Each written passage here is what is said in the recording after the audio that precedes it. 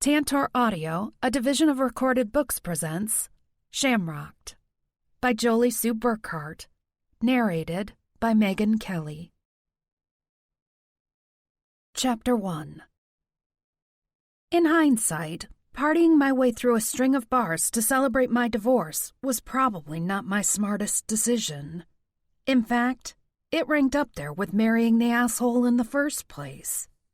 Bleary-eyed, I rolled over in bed and cracked my head on something. Fuck! My head already pounded. Rubbing the bump, I blinked furiously, trying to make my eyes focus long enough to figure out what, exactly, was lying on the pillow next to me. Sadly, it wasn't the bartender who'd been flirting with me last night. Somehow, I'd ended up in bed with a statue. A very ugly statue. A 2-foot-tall gargoyle leered up at me. He had a huge crooked nose, elongated arms, and massive hulking shoulders. His features were harsh and mean. Everything was too pronounced and overdrawn, from a heavy brow down to large clawed feet. I picked him up, wincing at how heavy he was, and set the statue on the nightstand. "Where the fuck did you come from?" I vaguely remembered seeing the statue behind one of the bars last night. Did I steal the fucking thing? I couldn't even remember the name of the bar to take it back. Something Irish, I thought. Lucky's. No, but it did have something to do with a clover. Shamrocked. Yeah, that was it. I slid out of bed and made my way to the bathroom, concentrating so I didn't stagger. My back itched as I walked across the floor, imagining the gargoyle's stare. I wasn't naked, but I still think he enjoyed the view of me in my tank top and undies. "Stop it," I told myself with a firm glare in the mirror. "It's just a statue." But I still dressed in the bathroom, dragging out a pair of sweats and a t-shirt out of the dirty clothes hamper. Without sparing a second glance at the gargoyle, even though that meant not grabbing my glasses on the nightstand, I headed down the hallway to the kitchen. My best friend, Viviana, stood at the coffee pot, immaculate in an expensive berry-colored pencil skirt and knee-high leather boots. I couldn't pull boots off like that, not with my thick calves. But she was practically a giant at 6 feet tall and model thin, so she looked drop-dead gorgeous in everything. Her flaming red hair and perfect complexion only added to her appeal. "Oh, honey," she laughed softly as she handed me a cup of coffee. "You're looking worse for wear today." I grunted beneath my breath and took a long drink, even though it was scalding hot. "I should have left when you did. Then maybe I wouldn't feel like death warmed over." "Are you doing okay? With everything?" Everything, which described what my ex-husband had taken. Without her, I wouldn't have a roof over my head. Hell, who was I kidding? If she hadn't let me move in with her almost a year ago, I'd be dead. I wouldn't have been able to survive another month in that toxic environment. I might be penniless, but I'm free. As long as you don't mind a moocher for a few more months until I get my nest egg built up, or I sell a nice commission or two. "You're welcome indefinitely. I love having you here, and I hate living alone." Headed toward the door, she paused to give me a quick hug. "I mean it, Rianne. Stay as long as you want. You're the sister I never had, and I've got plenty of room. I love seeing you stretch your wings, so thank you for letting me watch your art grow and expand with new adventures."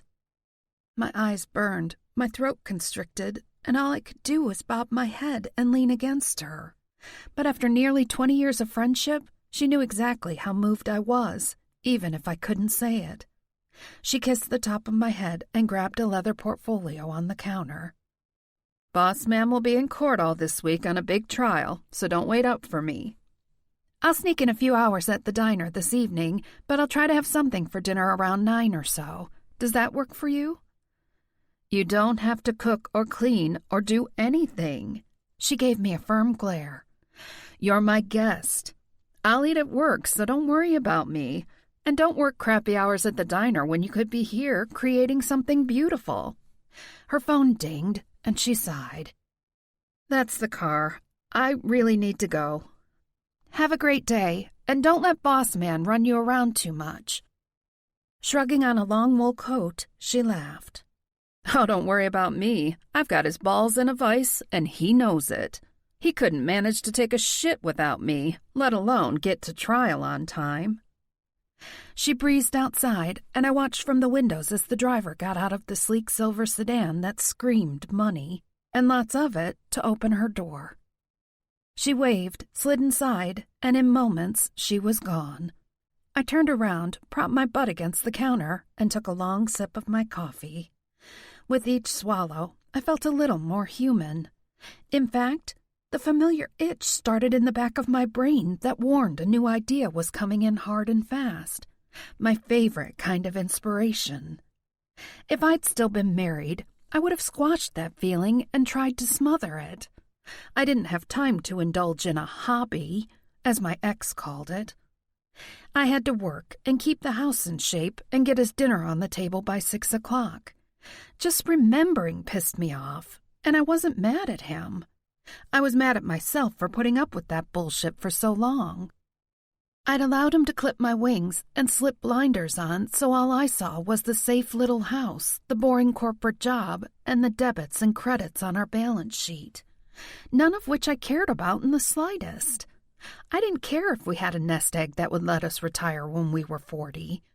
I'd hated my cubicle and the neat green patches of yard framed by invisible picket fences. I'd hated watching my imagination wither and die. I'd always loved painting, and while he'd never explicitly tried to forbid me from indulging in my art, he would make passive-aggressive comments that made me feel guilty. Yeah, I was obsessive. I got lost in my art sometimes. Hours might pass before I came up for air. No, I wasn't a professional artist, but only because I didn't have the time to work. When I started a new painting, I wanted to finish it. I might work hours and hours on it. I might stay up all night or burn dinner or, God forbid, not even start dinner. Evidently, his arms were broken and he couldn't manage to help with dinner even one lousy night. I slammed the cup down too hard on the counter and stomped back toward the room Viviana had given me. If I wanted to paint all day and all night, then that was exactly what I was going to do. Chapter 2. "Rianne? Rianne!" I blinked, finally hearing her calling my name. "Hey, you! I thought you were going to work late."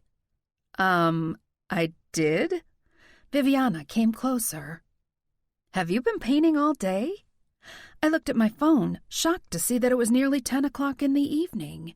I'd started painting right after she'd left for work, so that must have been 7:30 or 8 this morning. I tried to remember what I'd done all day, but I'd come back into my room, thrown open the curtains, and dragged out my easel. I didn't remember much after that, other than occasionally hurrying to the bathroom or pouring cold coffee and heating it up in the microwave, drumming my nails impatiently on the counter. "Did you eat anything?" My stomach chose that moment to growl like a Tyrannosaurus Rex. I was too busy to eat. What do you think? We both stepped back and looked at the canvas I'd worked on all day. I'd always been drawn to Gothic-style landscapes or fairy tale settings with an edge. Like I'd paint a quaint cottage in the woods, but the trees themselves would have mouths and hands, or something whacked out like that. This time, my muse had come up with another dark forest with tall, huge trees that looked like they were trying to devour a crumbling ruin and wipe it from memory. A large, ugly gargoyle was prominently centered on the canvas, the very same gargoyle I'd brought home from that bar, although in the painting he would have been at least 7 or 8 feet tall, not the miniature statue I'd woken up with this morning. "Wow, is that an old church?" I leaned closer to the ruins, studying them like I'd never seen them before. In a way, I hadn't. I hadn't thought about what I was doing, it just happened. Sometimes it was like dreaming, only with a paintbrush in my hand. "Yeah, I think so. There's a hint of a window here that looks like old broken stained glass."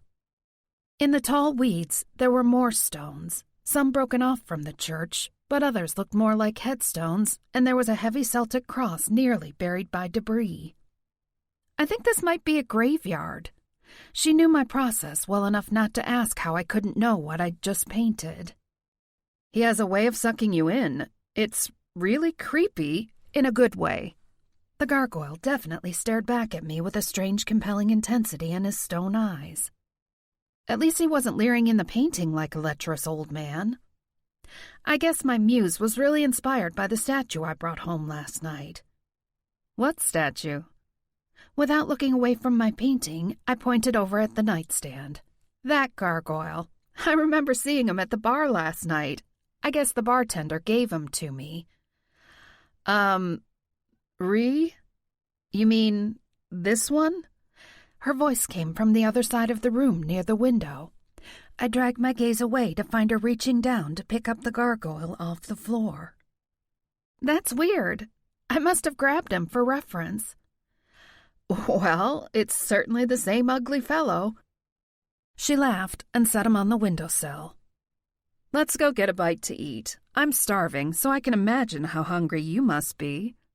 I didn't want to stop. The back of my mind still itched and burned. Inspiration hovered inside me, a hungry beast that had been denied too long. But it could wait, at least long enough for me to eat. My eyes hurt so bad, tender and almost swollen, burning with exhaustion. I closed my eyes to get some relief for even a moment, but my hand continued to move over the canvas. I couldn't stop. A sob broke out of my throat, and I dropped the paintbrush. Sinking down to the floor, I braced my head on my knees and cried. At least the tears soothed my aching eyes a little. Oh, honey. Viviana sank down next to me and dropped her arm around my shoulders. I hadn't heard the car drop her off, but I was so glad she was home, though I had no idea what day it was. Is it all catching up with you? No, it's not the divorce. I'm glad about that. Then what's wrong? Look around. What do you see? Her arm tightened around me and her voice sharpened. You've done all of these? This week? I nodded, and another sob cracked through my throat. I can't stop. It's his fault. Whose? That fucking gargoyle. He won't let me sleep.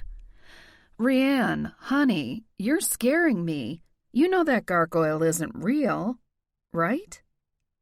I lifted my head and shoved my two long bangs out of my eyes. He moves by himself. I think he's haunted or something.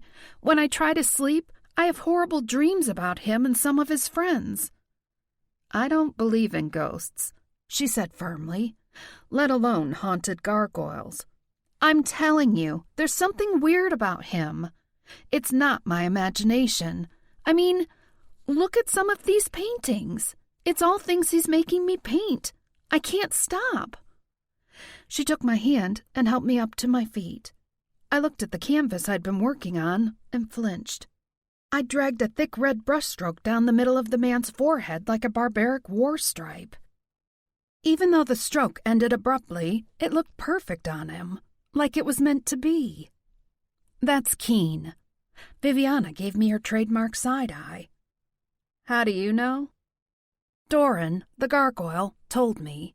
He said if I could find Keen, I'd never walk away unsatisfied. She laughed sheepishly, staring at the man's lush mouth and the sultry heat in his eyes. Yeah, I can kind of see that, I guess. He's gorgeous in a rough, sexy kind of way. Propped against the wall were the other canvases I'd blown through like a crazy woman. At one point, I'd had to run to the art store and buy more supplies. On Vivi's credit card, of course, because I didn't have 2 pennies to rub together until I got paid from the diner, which, of course, had probably fired me because I couldn't remember what day it was or when I'd been scheduled to work. Lou didn't have much patience with waitresses who didn't bother to show up or call. Who's this? She'd moved down to the next canvas. This one was mostly a man's back, but he peeked over his shoulder with a mean furrow between his eyes like he was pissed and headed off to kick some serious ass. He wore a black leather jacket with a pirate skull. though the crossbones were replaced with swords, a Celtic cross and roses painted on his back. Aiden, once he's revealed, there's no escape. In each hand, he held long, thin, wickedly curved blades. The next painting was super dark. Thick shadows hung around the man in the center, and the dark color of his skin made him hard to see. But the center of his chest glowed, illuminating a blood-stained white tank top, the hard, broad slope of his shoulders, and chiseled planes of his face. Ivar. No one can stand against his light. The last man stared out of the canvas with a mean, formidable glare. Let me guess, that's the man hidden in the gargoyle? I nodded. He still looked like the statue, down to a rough, bumpy nose that had been broken in one too many bar fights. He glared out of the canvas, his shoulders and neck corded with strain, his hands fisted at his sides. In the same red paint, I'd written, "Free me," in thick block letters across the top of the canvas. When I looked at him, I heard his voice in my head. "Find me. Find them, before it's too late." The words he repeated in my head whenever I tried to close my eyes. "These are fantastic," Viviana whispered softly. "Some of your finest work." "Yeah, I know, but it's fucking driving me crazy. I can barely sleep." She took my aching hand, my fingers coated in splatters of paint, and dragged me down the hallway to a bar stool at the granite-topped island. "Sit. I'm going to make us some chamomile tea, and we'll decide what to do next, okay?" Numbly, I nodded and mustered enough strength to climb up into the high stool. My thighs already ached because the chair was too fucking tall for me, and I couldn't touch my feet on the support bar. It sucked being so short. "What day is it?" I asked her as she filled a kettle with water and readied our mugs. She gave me another careful, slow look. "Friday?" Fuck! I'd lost the entire week. "I remember you leaving for work in that raspberry suit that looked so good on you. We grabbed a bite of dinner that night. Then nothing but painting, painting, and painting."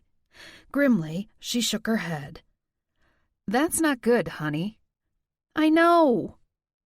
"So what can I do to help you break out of this obsession? Was it triggered by the divorce?" "No, not at all. I haven't spared a single thought on that dickhead. It's the gargoyle, I'm telling you. I felt the inspiration burning that first day, and it only got worse each day." "Where did you get him again?" "An Irish pub called Shamrocked."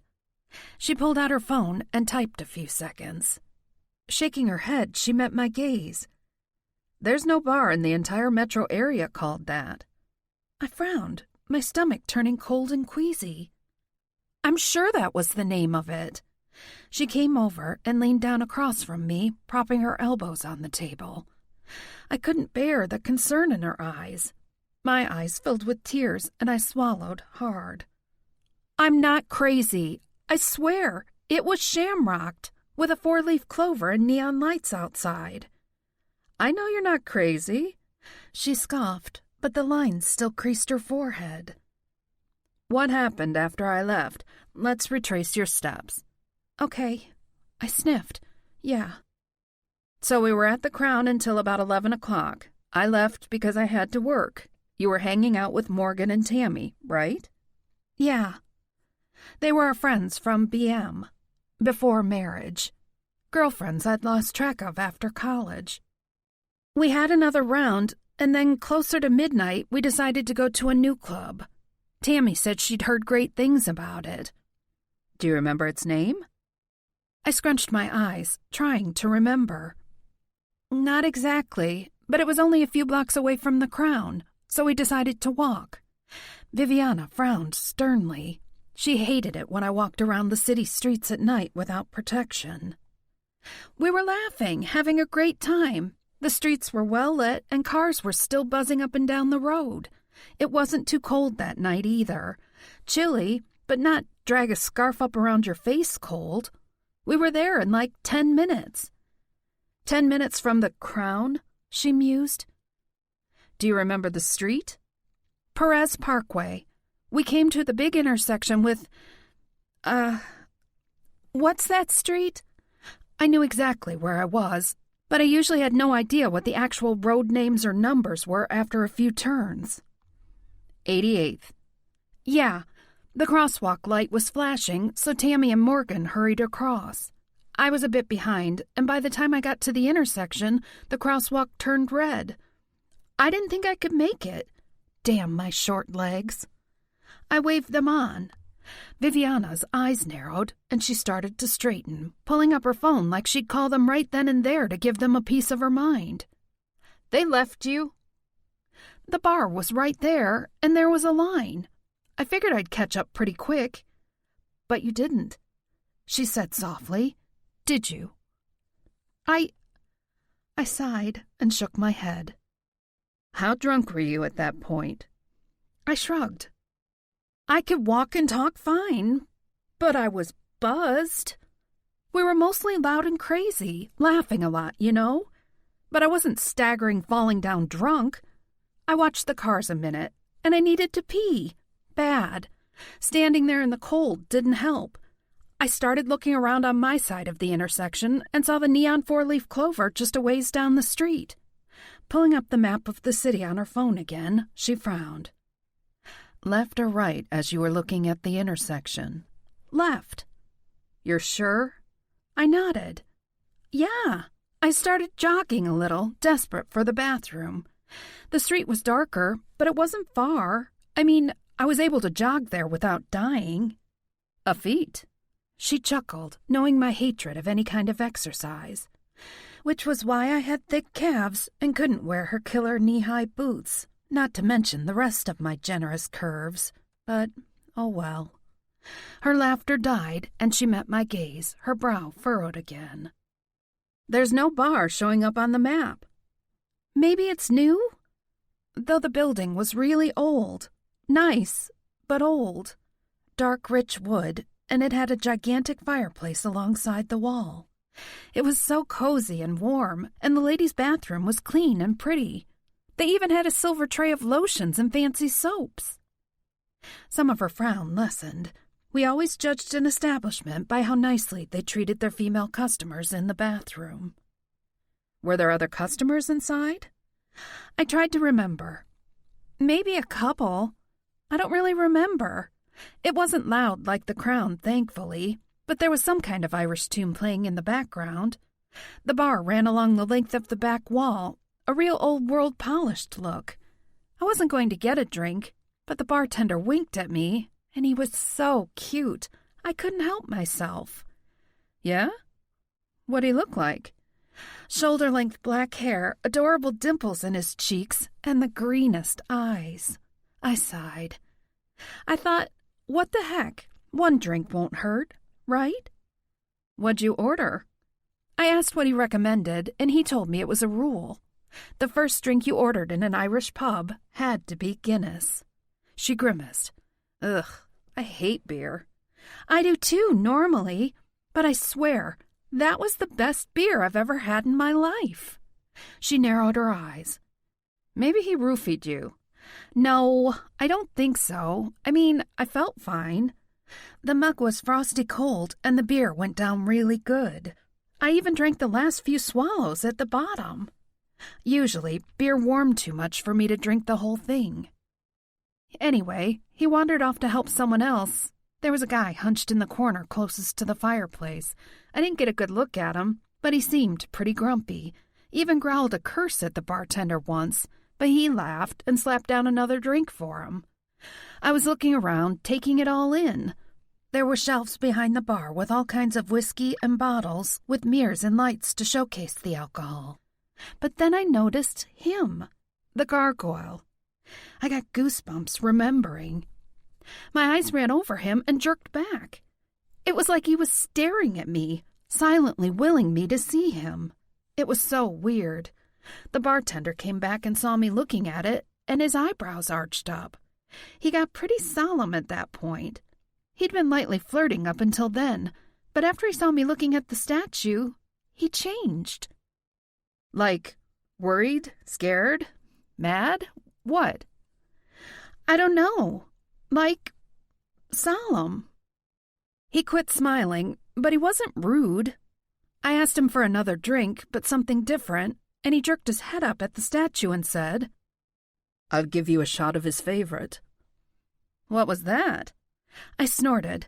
It wasn't even alcohol. It was a shot of espresso in a little cup. He brought it from the back.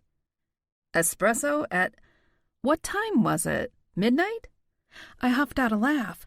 Yeah, probably. But man, it was so good. Thick and syrupy almost, but not sweet. Just straight heavenly coffee. I saluted the statue and kind of laughed and drank the whole thing. But the gargoyle kept staring at me, and it was weirding me out. I asked the bartender to cover it up, and he tossed a cloth napkin over its head. That was a little better, but I swear I could still feel it staring at me. I shuddered a little and sipped my tea. I really didn't care for herbals at all. What was the point if there wasn't caffeine in it? But the warmth did soothe away some of my inner turmoil. What happened after that?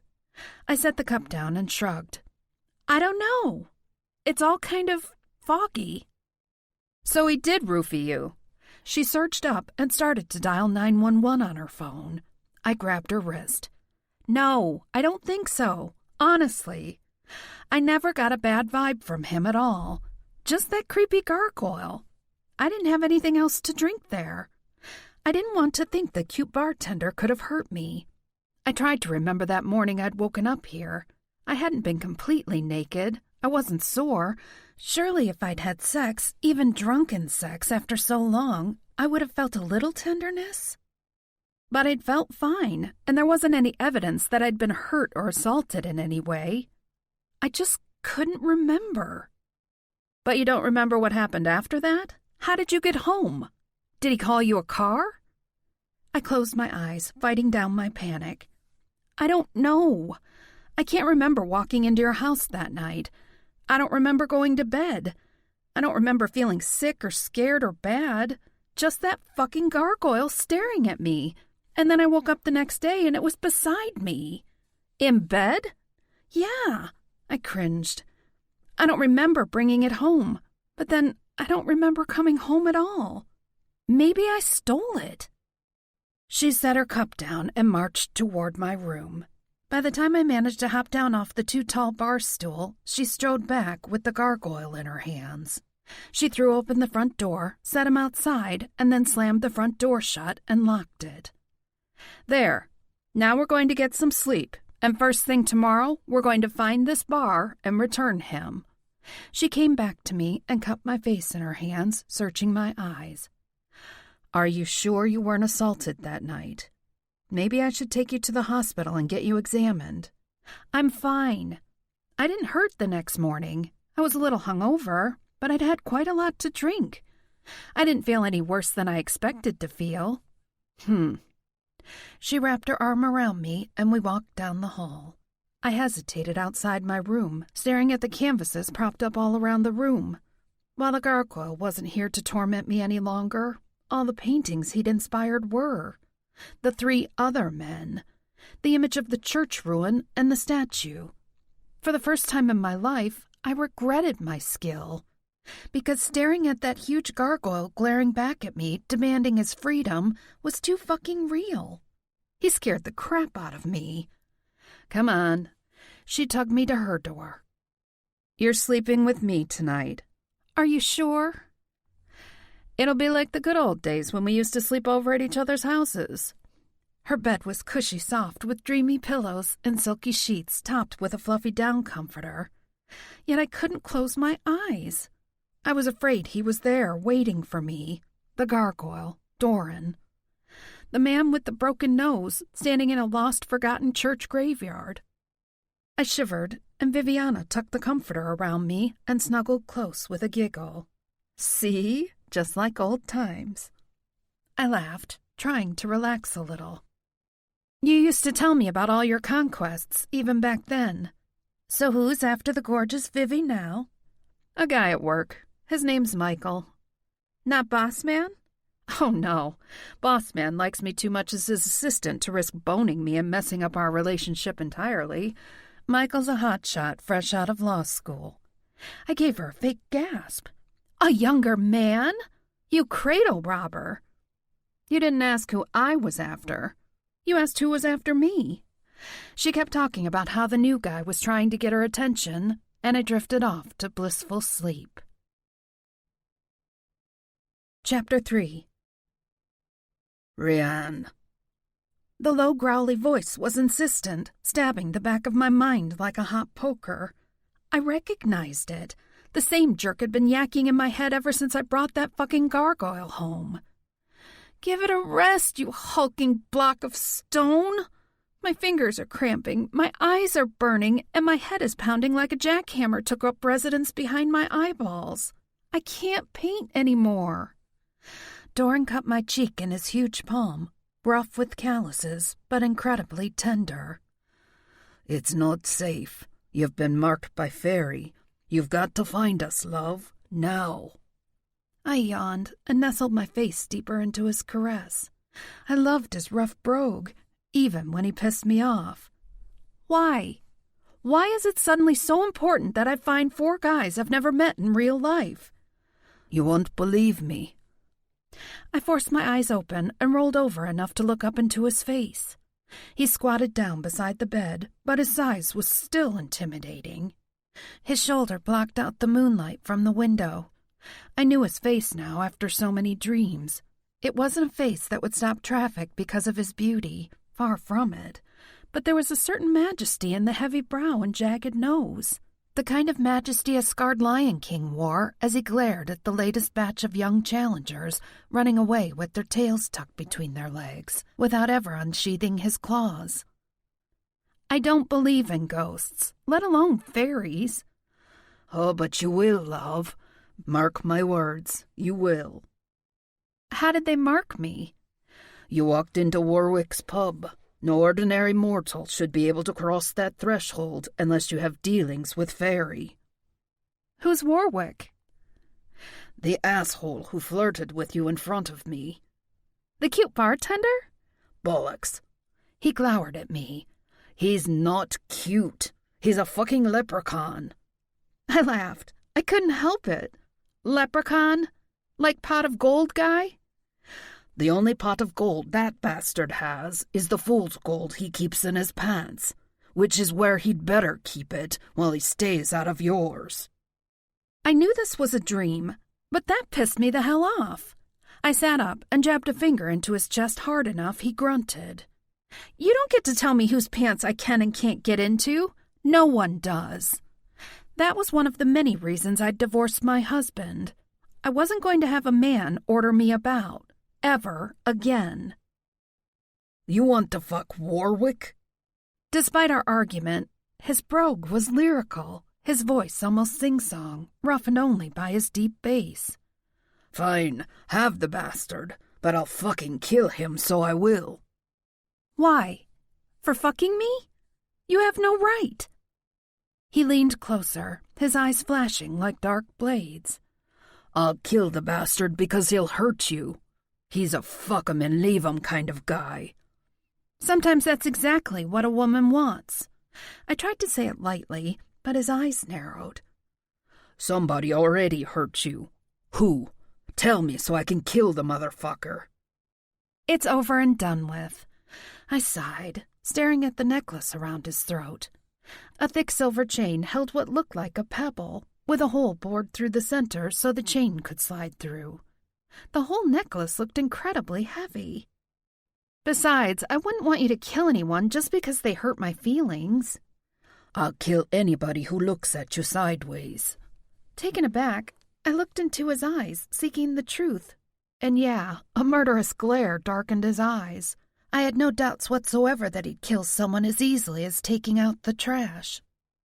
Right, that's the perfect metaphor. Relaxing his intensity, he dropped his gaze to my lips. I'll take out the trash for you. Anytime, day or night. I'm your guy.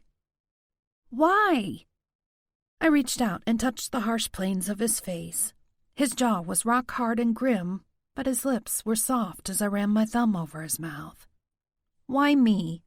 How did I get into this? I saw you. And I knew you were the one who could free me and bring us all together. I rubbed my eyes, so weary and foggy. Bring who together? Free you? None of this makes sense. He blew out a heavy sigh and leaned forward to brace his forehead against mine. I'm sorry, love. I know I'm pushing you hard. I have reasons. You're the key, Rianne. Without you, everything is lost.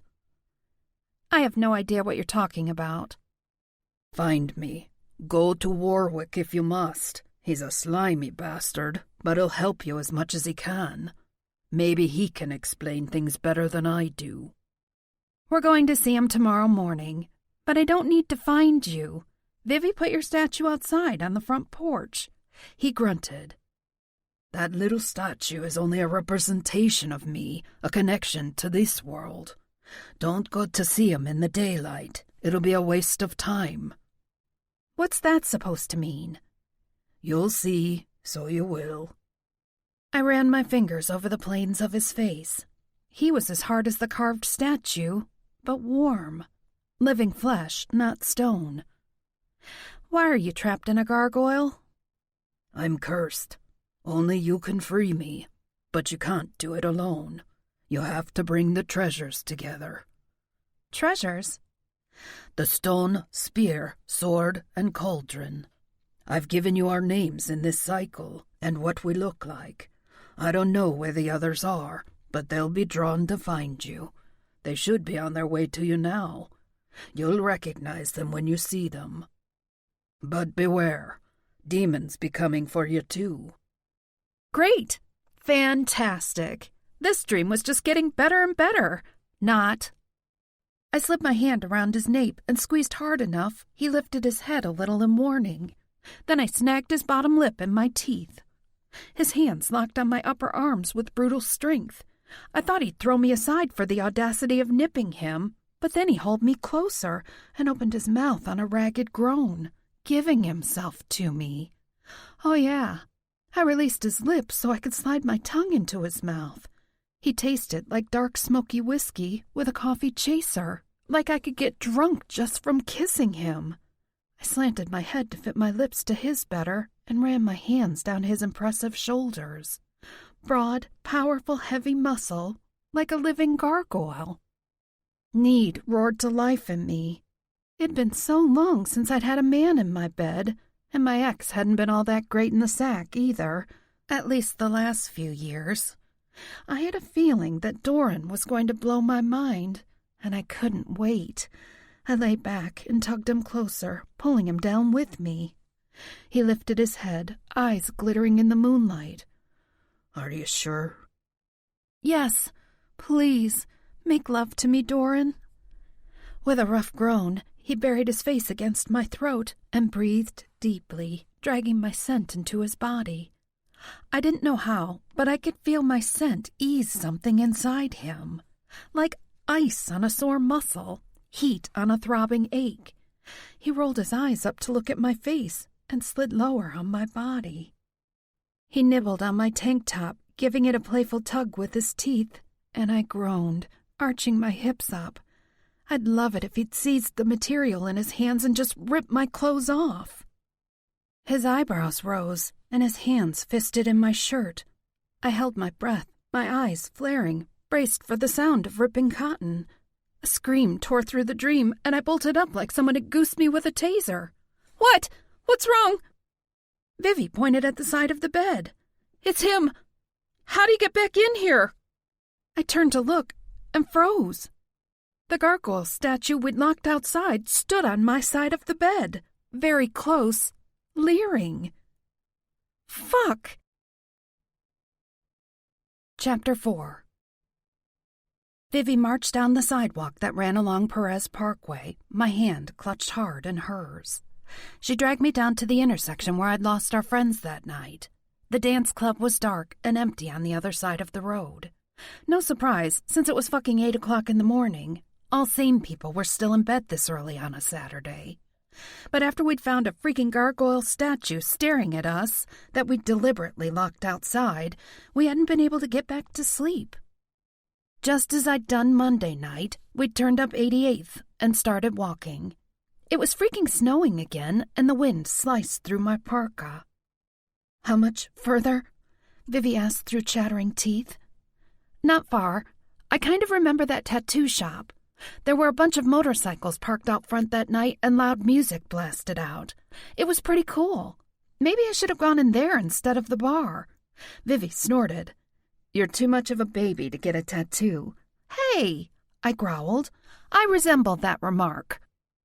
Finally, I saw the 4-leaf clover sign, though in broad daylight it didn't draw my attention like that night. In fact, the whole building looked pretty sad.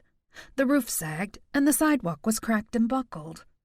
The building itself was a plain brick square with a glass window front, which was, of course, cracked. "Are you sure this is it? I thought you said it was nice." I'd been in lots of bars and clubs that looked fucking fantastic at night and sad and lonely during the day, but this old falling-down structure took the cake.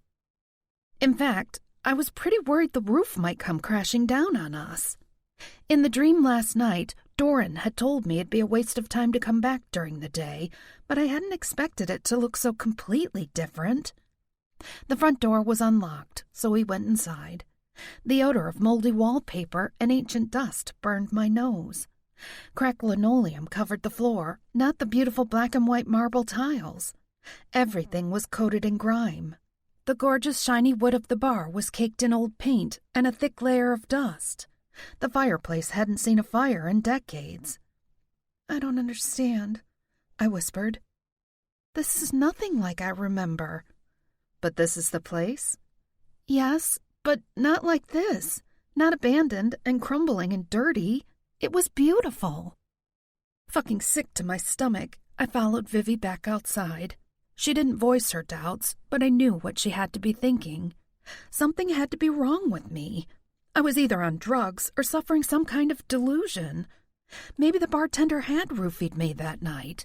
But surely any drug he could have given me would have worn off already. "May I help you, ladies?" I looked up, and relief flooded me. "It's you, the bartender.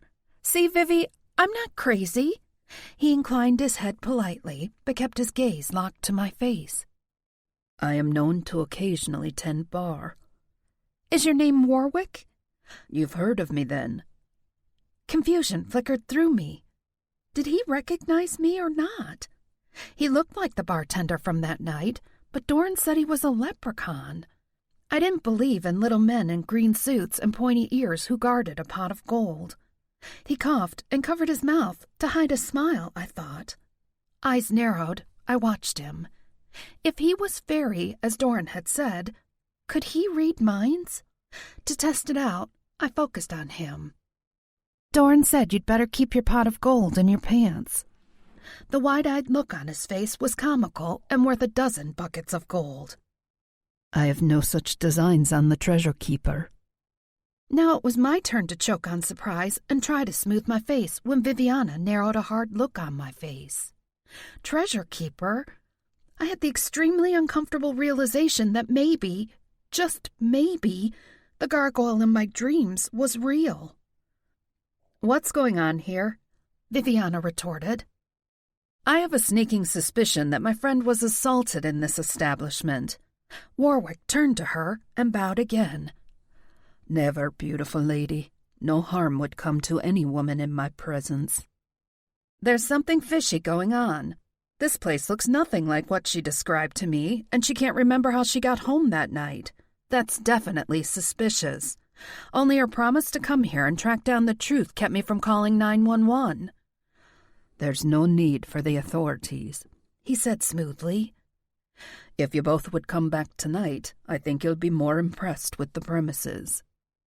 "I think I took something that night from you that I shouldn't have." Warwick shook his head slowly. "Oh, no. He definitely should be in your care." Frustrated, I rubbed my eyes, exhausted and near tears. He won't let me sleep. I don't have any peace. I don't fucking understand what's going on. He took my hand and kissed my knuckles. His touch was soothing, his palm warm, but it didn't feel intimate. Bummer. Until that crazy dream with Doran last night, I'd entertained the idea of finding the sexy bartender for my first post-divorce fling. But but now I felt like only a casual acquaintance. Maybe it was because Vivi was with me. She couldn't help drawing men like bees to honey. Come back tonight with the token. I'll explain everything that I'm able. What token? The statue?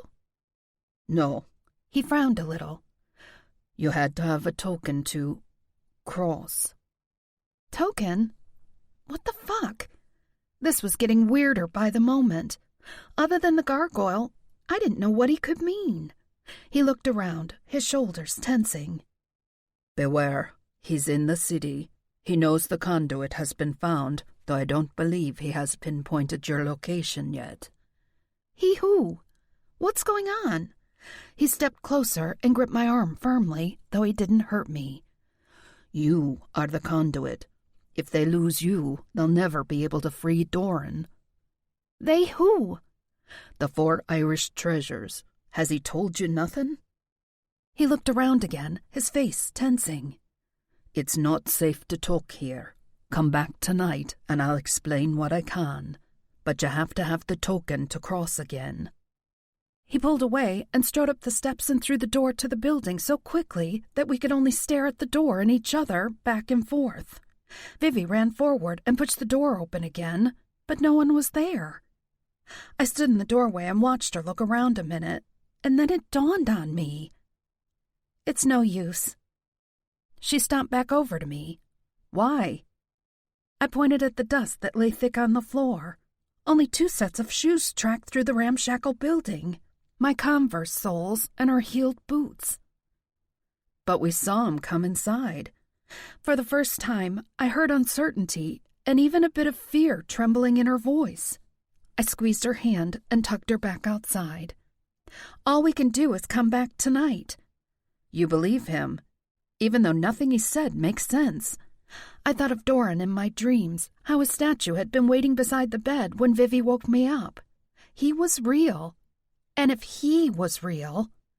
Yeah, I believe, though I don't understand one fucking thing yet. Chapter 5. Slumped, I sat at the island in the kitchen waiting on the kettle to whistle.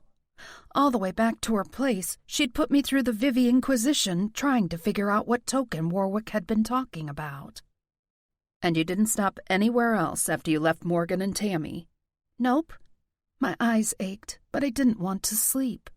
Doran would start after me again, and though I wouldn't mind continuing that dream from this morning in the slightest, there were too many things I didn't understand. My nerves shimmered with tense anxiety. It felt like a massive thunderstorm hung over the house, crackling with lightning without a single drop of rain. She poured hot water into 2 cups, gave them a stir, and set a cup in front of me. Hot chocolate. Yum. After the chilly and fruitless trip this morning, some chocolate was definitely on my must-consume list. You don't have a secret Irish ancestor in the family tree, do you? Like dear old great-grandma Molly who passed along the family's holy shamrock or something? I snickered, shaking my head. If only it was that easy. I guess I could have some Irish ancestors, but I don't know anything about them. Newkirk is Dutch, and we immigrated to America in the early 18th century. Beyond that, I have no idea. What did you wear that night? My cheeks burned, and I focused intently on my cup. With my curvier body type, I was usually trying to hide my body, not flaunt it or dress up in something sultry. Not like her. She could make a pair of sweatpants look sexy. Besides, I'd been married long enough that I'd forgotten how to dress up for clubbing. At least, that's what I'd told myself. And yeah, it stung that my gorgeous friend had no memory of what I'd worn that night when she'd been with me. It wasn't like we were talking a month ago. Black jeans and that corset top you gave me. Oh yeah, you looked great. You put your hair up too, right? And you wore my silver bangles. With the matching earrings. If my wardrobe was sadly lacking from years in the corporate world, then my jewelry collection was downright miserable. I put them back on your dresser. She headed down the hallway toward the bedrooms. I've got an idea. I picked up my cup and followed.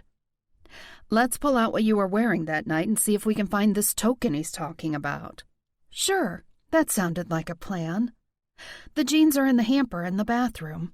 She ducked into the bathroom, and I sorted through the hangers in the closet until I found the top I'd worn. Just looking at it made me blush. It was so not me, Rhiann Newkirk, the married customer service rep. No, I'd been the sexy artist who couldn't wait to taste her freedom. The emerald green velvet bodice had hugged my curves and nipped in my waist enough to look sexy without making me feel like a stuffed sausage all night. The girls had looked fucking fantastic with the extra lift and support.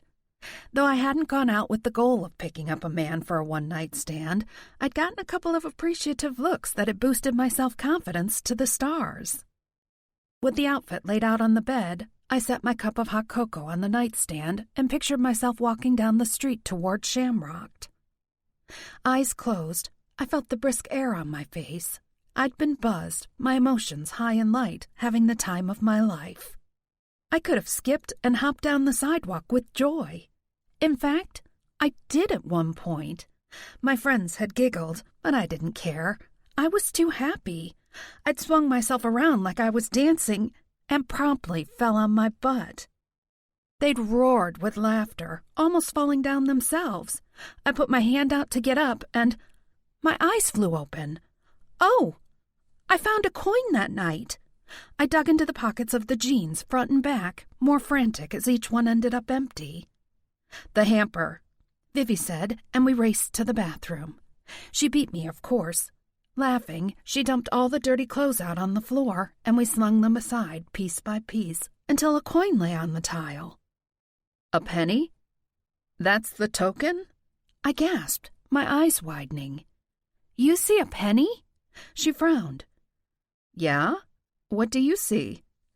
I picked up a rough golden coin that looked old enough to have seen Stonehenge built. The carvings were faded by time, but I could make out a Celtic knot on one side and a face on the other. A woman, I thought, but it was hard to tell as worn as the coin was. Oh, she breathed out. Now that you're holding it, it looks different. It looks like an old gold coin. Watching her face, I laid the coin down on the tile and removed my touch. Back to a penny. Wide-eyed, she met my gaze. How is this possible? Magic? I shrugged uncomfortably. I don't know. She looked at me like she didn't know me. Me, her friend for 20 years. It made my stomach tremble. Where did you find it? I was dancing around like a fool after we left the Crown, I whispered. I slipped and fell. I didn't even see it. My hand slid into a couple of inches of snow piled up at the edge, and there it was. She sat back sharply on her heels and stood up. Wow. My stomach plummeted, and the sweet chocolate I drank suddenly burned like acid. I didn't want to lose her friendship. I'd be lost without her, even if I gained Doran and whatever else was going on. But if this coin was magical, and Doran was real, and Warwick really was a leprechaun, then he'd warned me about demons, too. She offered her hand and pulled me up to my feet, but she didn't let go of me right away. Think about it, Ree. What are the chances that you'd fall in the right spot? That you'd feel that coin in the snow if you couldn't see it? That you'd pick it up? That you'd need to use the bathroom and you'd miss the traffic signal and our other friends would go off and leave you? Let alone that your asshole ex would finally sign the papers after fighting to get you back for months. Why that night? It gives me chills to think about it. Yeah, I rubbed my arms briskly. Me too. You know what this means, right? She grabbed me suddenly and lifted me up off my feet, whirling me around in the bathroom like we were dancing a waltz. My best friend has 4 Irish treasures to claim for herself. You're going to be rich. Laughing with relief that she wasn't too weirded out, I hugged her back, but squirmed in her grip. Put me down, you idiot. The treasures aren't worth money. I'm as broke as ever. She gave me a leer that would do the gargoyle proud, but she did set me back down on my feet. You won't be poor in men, honey, and one of them will keep you satisfied. Isn't that what you said? I laughed, but a little uneasily. I'd only managed to gain my freedom from one jerk. I sure wasn't going to saddle myself with another asshole, let alone 4. Chapter 6. It was ridiculously hard to pick out something to wear to a ferry pub. I didn't want to be disrespectful, if that was even a concern, but I didn't want to look like I was trying too hard either. I finally settled on my second-best pair of dark-colored jeans, since I'd worn my nicest Monday and hadn't done laundry because I'd been painting like a maniac, and a nice sweater. It was too fucking cold to even think about wearing a dress, and I'd gotten rid of all my business casual clothes when I left my corporate job. So, jeans. At least I wore a nice pair of ankle boots that were a little dressier than my beat-up Converse. I slipped the coin into my pocket and then stared doubtfully at the gargoyle. He was too heavy to carry around. Should I bring him? Warwick only said to bring the token. If Viviana drove, I could leave the statue in the trunk, but she hated driving in the winter mess on the streets and usually kept her Mustang in storage. I couldn't risk the driver changing his mind and driving off with my gargoyle in the trunk. It made me feel vaguely guilty to leave him on the nightstand, though. Especially going to see Warwick, a man I'd already hinted I thought was pretty cute. Stupid. To be worried about a gargoyle's jealousy. He was a fucking statue, and he was already haunting me in my dreams. It couldn't get much worse, right? I paused at the door and looked back at the gargoyle. Nothing's going to happen with the leprechaun, okay? So you can stop glaring at me. Stepping out of the car Vivi had called, I stared up at the old building and tried not to feel self-conscious. But standing next to a goddess with effortless beauty would make anybody feel like a plain wallflower.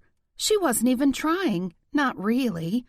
She'd gone with black jeans and a luxurious black sweater so soft it might as well have been made of mink instead of yarn. But with her glorious hair down around her shoulders and a little bit of makeup, she looked like she was headed to a premiere movie event.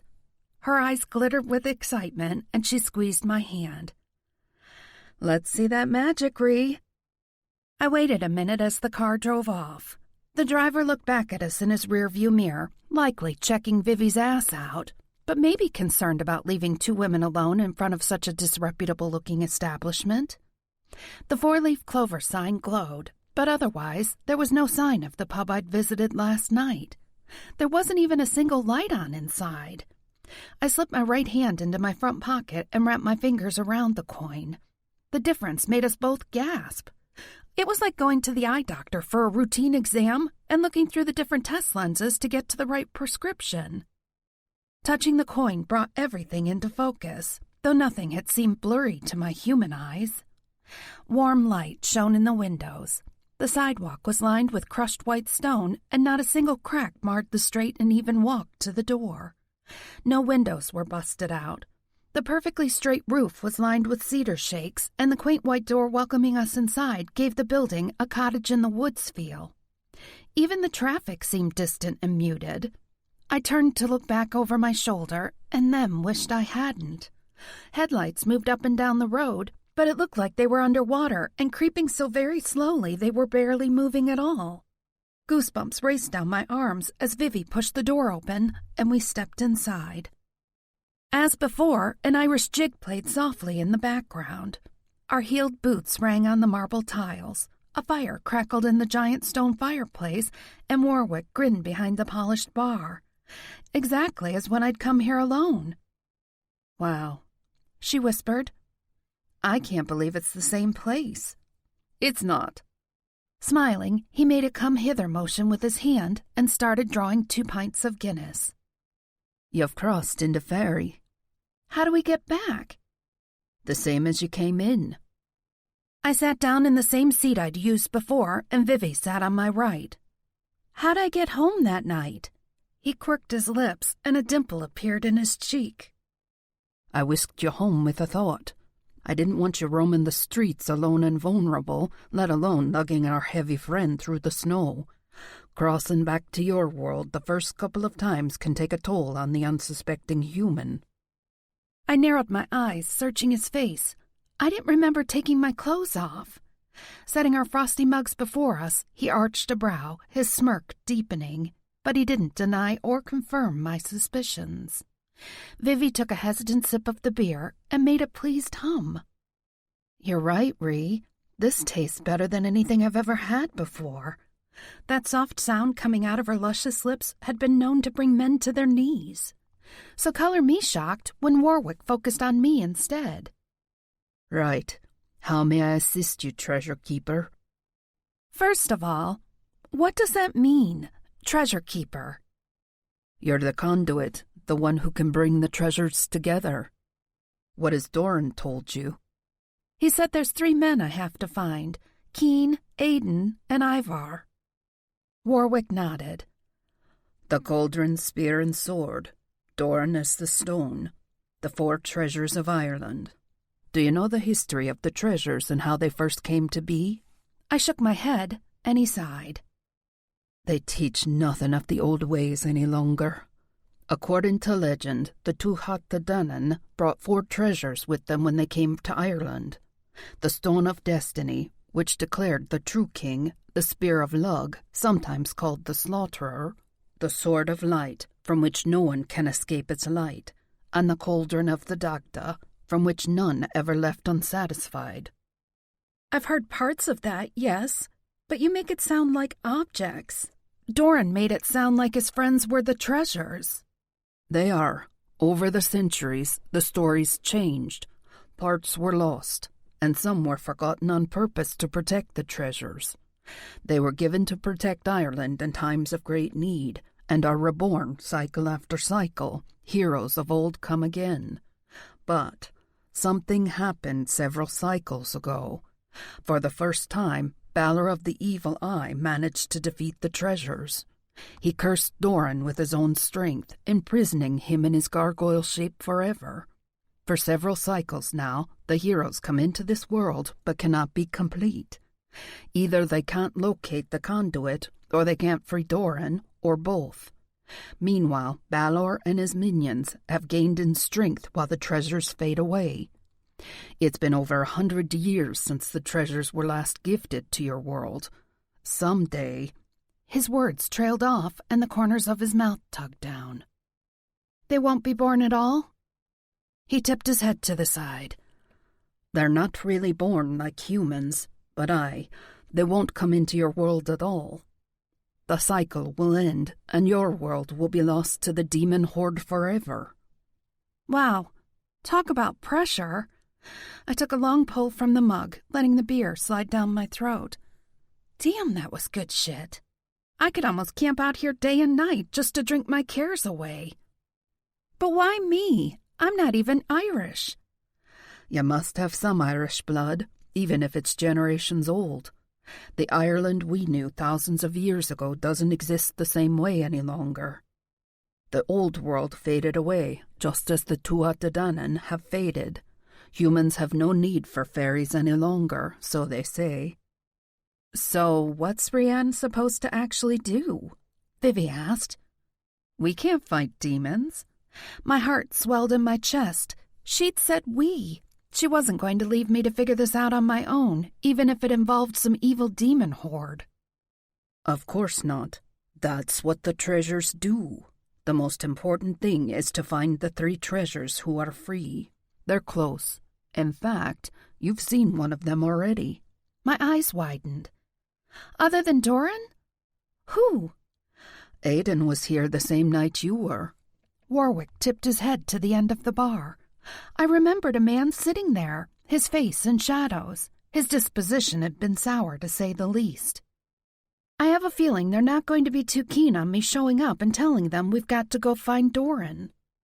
Warwick swiped a cloth across the bar, not meeting my gaze. Yeah, that's what I thought. You have to understand how devastating their defeat was, how terrible their loss. They lost the conduit to the greatest evil we know. The conduit, like me. I shivered, wrapping both palms around my mug. Are the conduits always women? Always.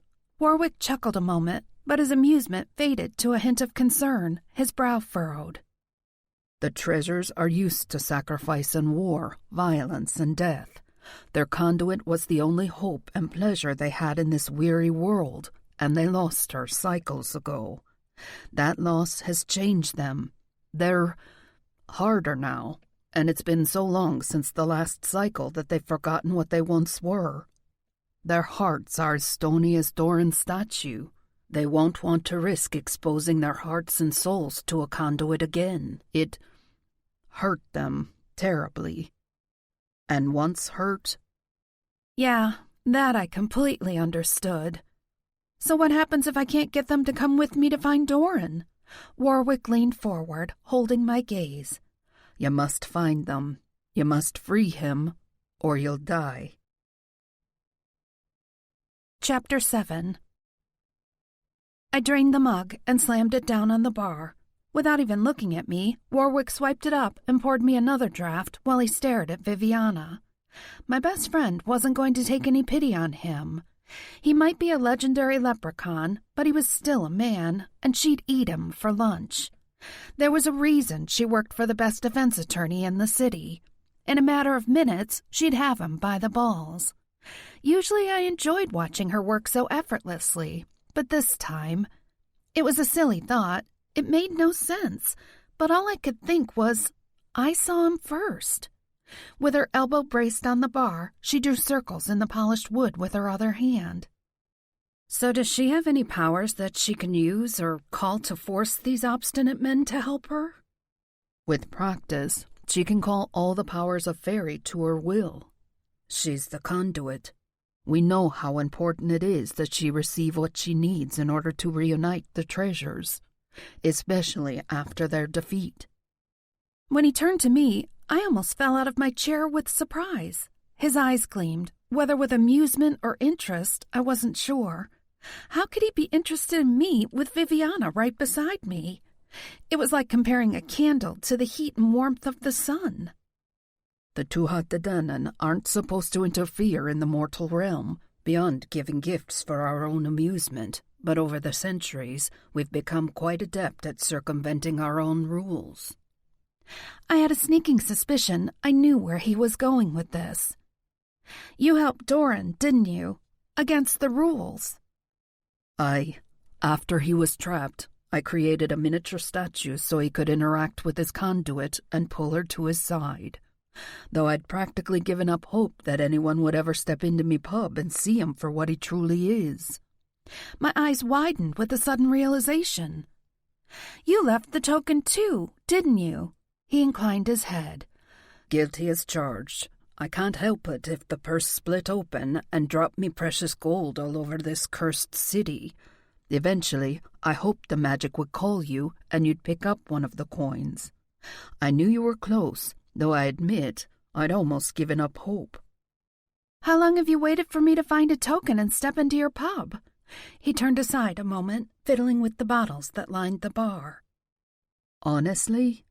No, pointy ears. She wants you to lie to her, Viviana retorted. I burst out laughing. I couldn't help it. Pointy ears. Warwick scowled at her, and his cheeks reddened. I do not have pointy ears, thank you very much. I've been waiting nearly 5 years for you to find one of the tokens I scattered throughout the city. My mouth fell open. 5 years? That was almost as long as I'd been married, if we'd made it through to our next anniversary. It made an odd kind of sense, though. While married, I never would have gone out clubbing or wandered into an Irish pub. Jonathan was too uptight to go drinking, let alone allow me to go out on a girls' night to drink and party. I'd barely picked up a paintbrush in that entire time, so even if I'd found Doran, he wouldn't have had a medium to speak in my head until I actually heard him. It was freaky how close I'd come to never stepping foot into Shamrocked. Never finding Doran's statue, never meeting Warwick and learning the history of the treasures and what my role was. I still didn't know what my role involved exactly, other than finding the other 3 treasures. Do you know where they are? He nodded solemnly. You do too. You've seen the place. You felt their pull. Surprised, I tried to think of anywhere else I'd been, other than Vivi's condo and this bar. You said something weird. She turned on the bar stool, searching my face. You joked about getting a tattoo. You'd never said anything about that before. Oh yeah, that biker tattoo place down the road. My eyes widened. They're the Treasures? A motorcycle gang? Warwick dropped his elbow onto the bar and braced his chin on his hand, smiling with that wretched dimple. I'd hardly call 3 men a gang now, would you? A highly inappropriate thought popped into my head, a thought that never would have occurred to me before I'd stepped into this bar and seen a glaring gargoyle on a shelf, or had a leprechaun wink at me, because I could certainly think of one kind of gang that would involve 3 men, or 4, or maybe even 5. Gang bang. My cheeks fired up as red as Vivi's hair. Warwick threw his head back and roared with laughter. "What?" She glared at me and then the bartender as he gasped for breath. "What'd I miss?" "Nothing," I said hurriedly, avoiding his gaze. I hopped down from the bar stool and almost twisted my ankle in the process. Damned high stools. "What do we owe you for the drinks?" Nothing at all." Still chuckling, he propped his chin back on his hand, his green eyes dancing with mirth. And yeah, heat. Even though he looked at me and not my beautiful friend. That was going to take some getting used to. Maybe he winked and flirted with all the treasure keepers. I didn't like that thought at all. Neither did he, evidently, because in a flash he frowned instead of smiled. Not once in all of my 579 years have I wished I was a cursed gargoyle. Until you. I'd promised Doran that nothing would happen. Besides, I didn't know how to respond. I wasn't used to having men interested in me, especially when I was with Vivi. "Let's go," I told her, still avoiding his gaze. I didn't like knowing that he could hear my thoughts. How deeply could he eavesdrop into my head? It was creepy and invasive. I wanted to be alone with my fears and insecurities rather than waving them around like dirty laundry out on the street for everyone to see. He came around the bar and took Vivi's hand. With an extravagant bow, he pressed a kiss to her hand. "Farewell, beautiful lady." As he came toward me, I tensed. I wasn't sure what to say or do. My hormones were out of control. It'd been a long time since I'd made love. Hard, loud, sweaty. It would be all too easy to let an image fill my head of brilliant green eyes above me, or below me, with Doran's rough palm sliding over my skin, his fist in my hair, both of them. Holy fuck, I was going to spontaneously combust. I hadn't even met Keen yet, the man with the sensual lips and the knowing heat in his eyes that said he knew 1,000 ways to get me off and would take his sweet-ass time doing so. Fuck, I was in serious trouble. I had no idea how to deal with random hookups. I'd entertained the idea of picking up a man for a night of fun, but couldn't justify taking a stranger into Vivi's house. It was too risky.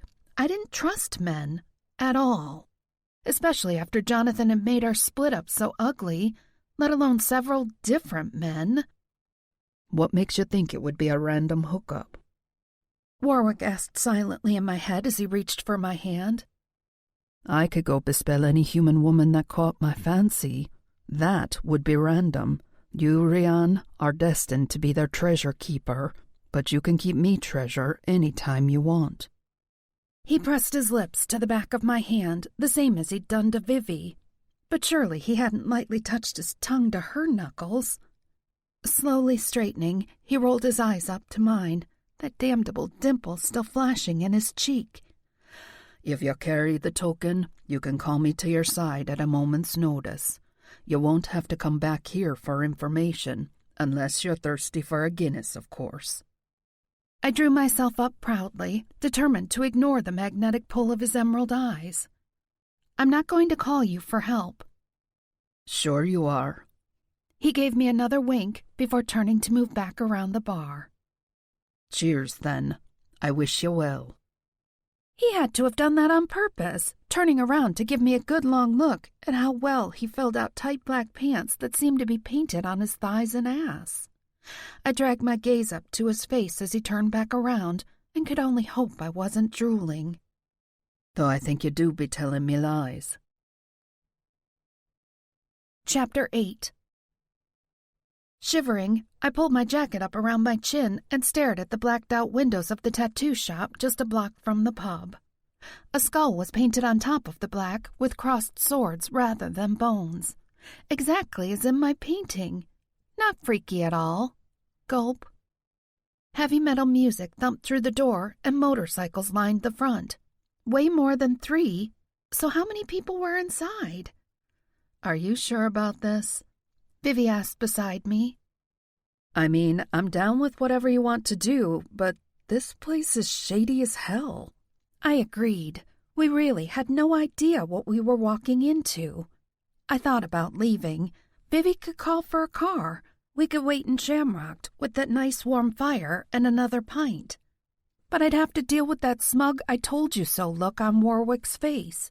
Worse, I didn't want to go home and look at my scowling gargoyle and have to tell him I'd chickened out.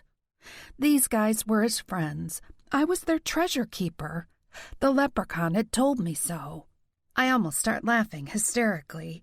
What the fuck had I gotten myself into? You still have the pepper spray in your purse, right? She patted her pink sparkly purse. Never leave home without it. But if there's a bunch of assholes in here, then one little bottle of pepper spray won't get us out. I sighed. Let's hope we don't need it. Worst case, I'll call for Warwick to whisk us away. He was so into you. My cheeks heated despite the brisk winter air. I think it's just this treasure keeper thing. No, I don't think so. That makes it more complicated. After all, that puts him in competition with 4 men.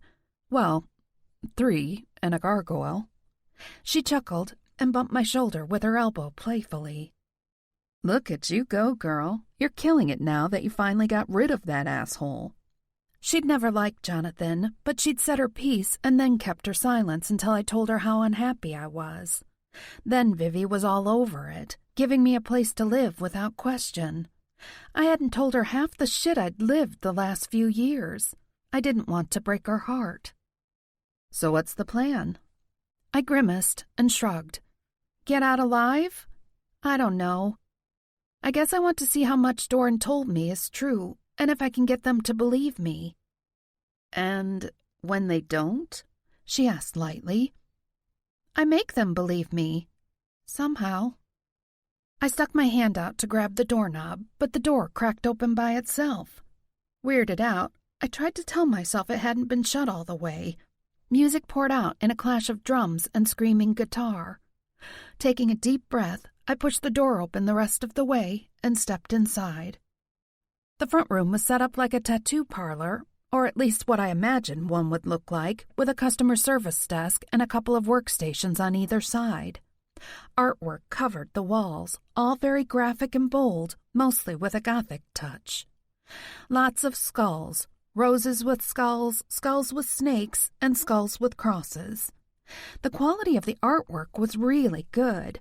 One of the snakes arched up off the wall, eyes flashing, and at first glance, I really expected it to strike us as we walked by. It looked that real. Light gleamed from beneath a door marked Office. I laid my hand on the door and felt the wood thumping with the music a moment, and then it flew open so quickly I jumped back into Vivi. The door crashed into the wall. Someone killed the music, but my ears still throbbed with the memory of that bass. Several round tables filled the room, and a dozen or so men all suddenly turned to stare at us. Wow, way to go, Ree, she whispered a little too loudly now that the music had stopped. You definitely got their attention. I didn't do it, I whispered back. I barely touched the door. A bearded man with a big burly chest pushed up out of his chair. He wore a leather vest and faded jeans, tats all over his arms and throat. He took a swig from the long-neck bottle in his hand and then said, "We're closed." That's not one of them, is it? Vivi whispered.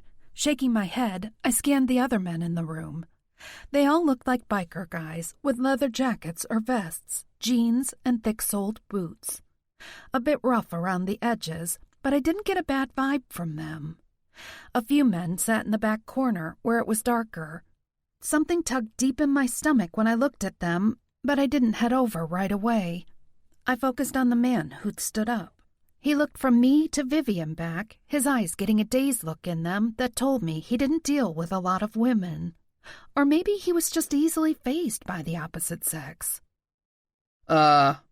You... He stammered. Do you ladies, need some help or something? With Vivi solidly at my side, I gave the man the cutest smile I could muster. Aye, in fact we do. I'm hoping you can help me find someone. Here? Are you sure you got the right place? The trick was knowing which man to ask for. Of the three, who was the leader, if Doran wasn't with them? I decided to go with the meanest-looking man I'd painted. I think so. I'm looking for Aiden. The man's eyes flared, and he gulped. What does a lady like you want with the slaughterer?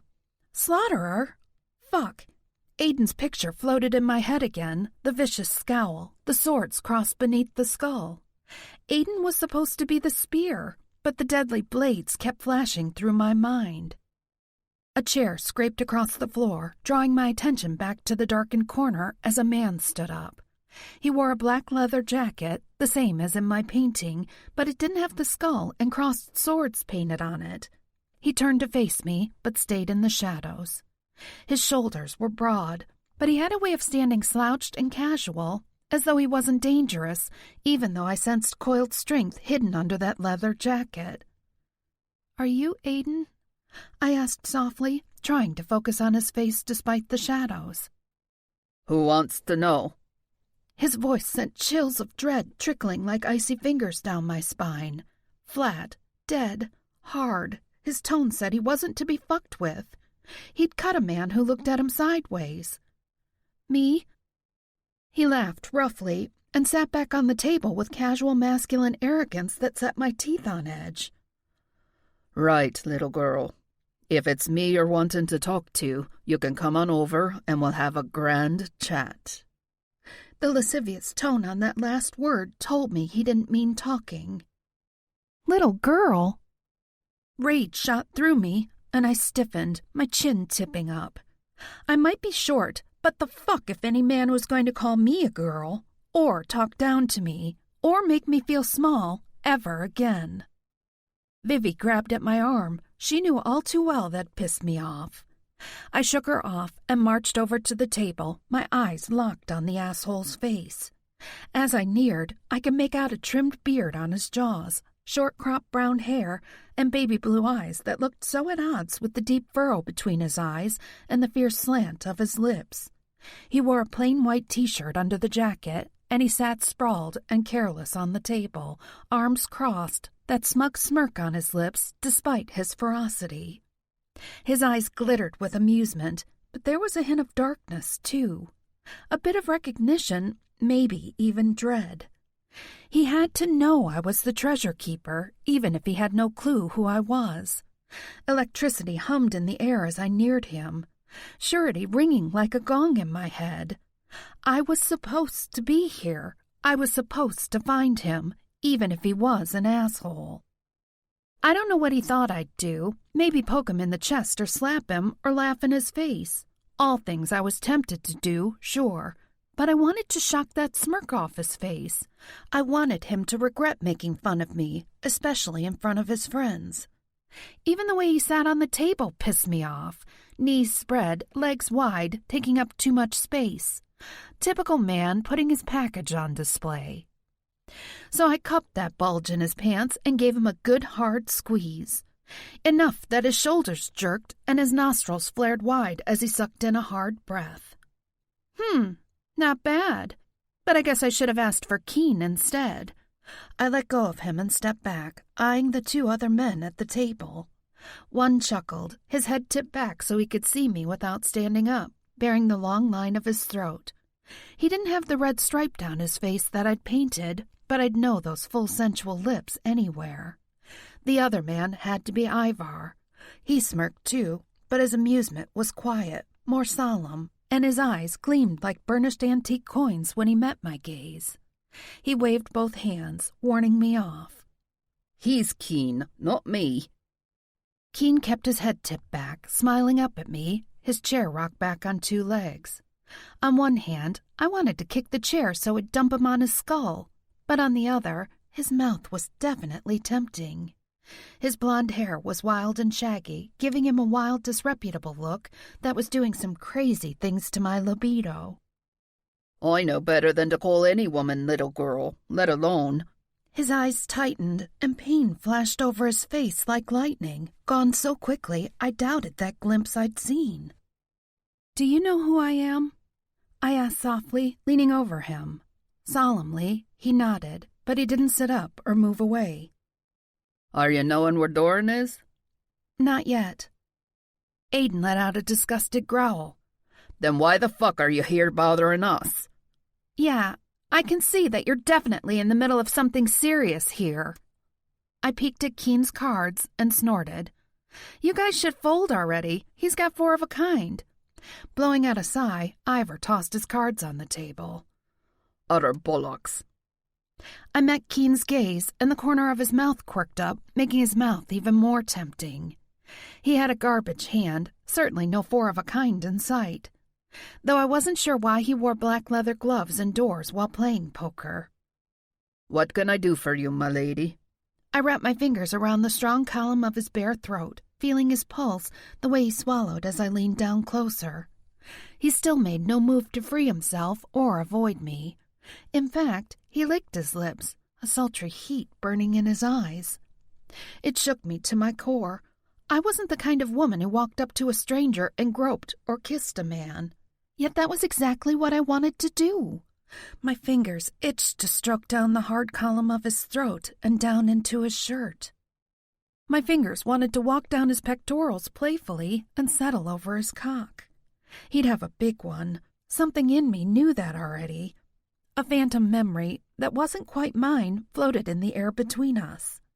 I knew if I pressed my mouth to his, I'd taste honeyed whiskey on his tongue, and he'd like it very much if I dug my teeth into his bottom lip. Shuddering, I straightened and pulled away, avoiding his gaze. Was that Doran planting memories in my head? But how would he know what his friend tasted like?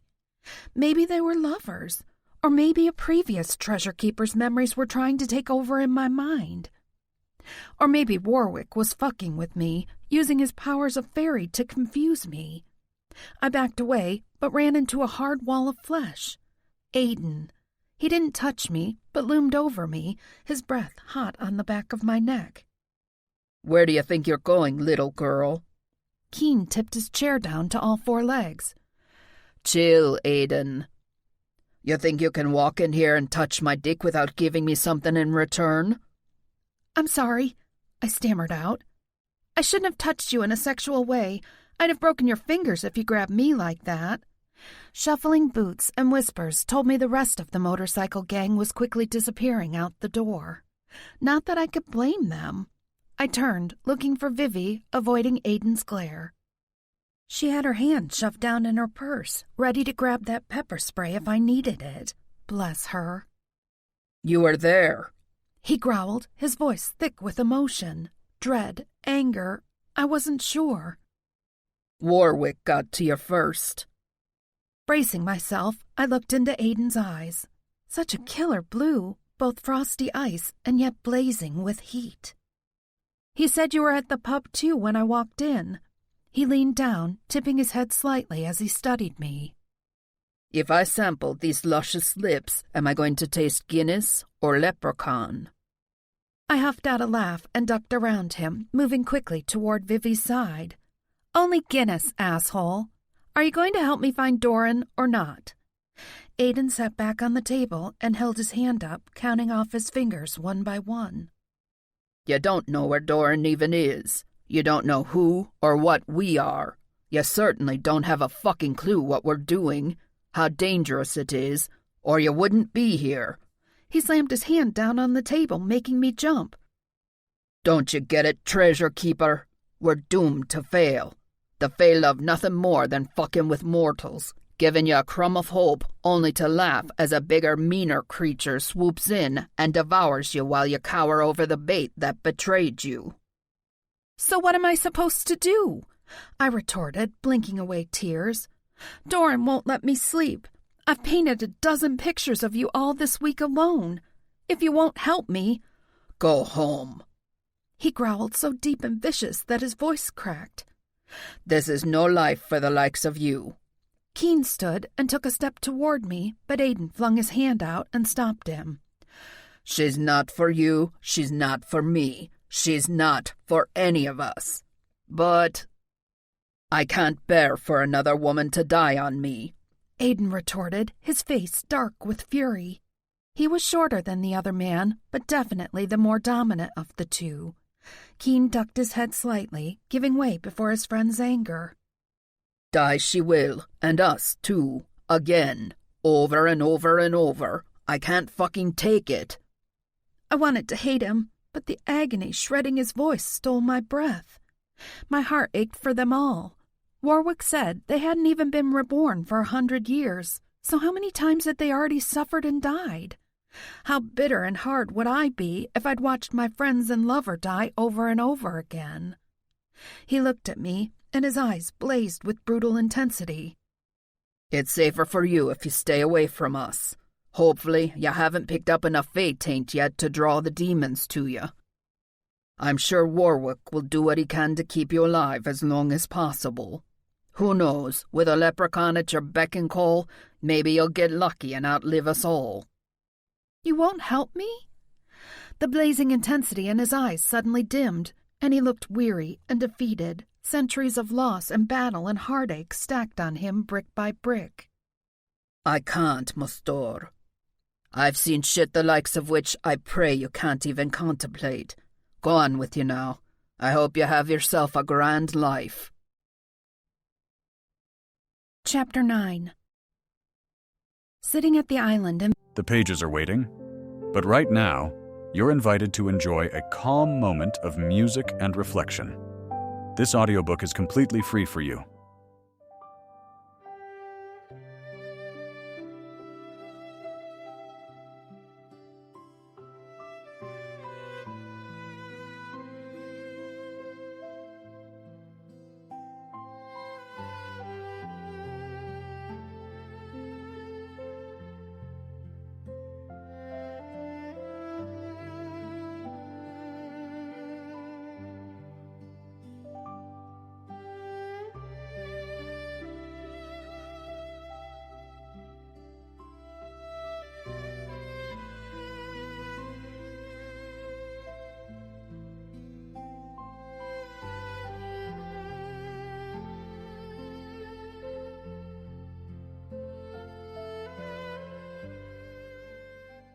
Vivi's kitchen, I stared dejectedly at the ancient coin I'd laid on the granite. I didn't want to have to call Warwick for help. I didn't want him to wink and laugh and be "I told you so" smug, or worse, cute and sassy. One would piss me off, and the other would tempt me. I couldn't be tempted when Doran was locked away somewhere, bellowing in my dreams for me to come free him. With a sigh, I dragged my gaze up to Vivi as she moved around her kitchen.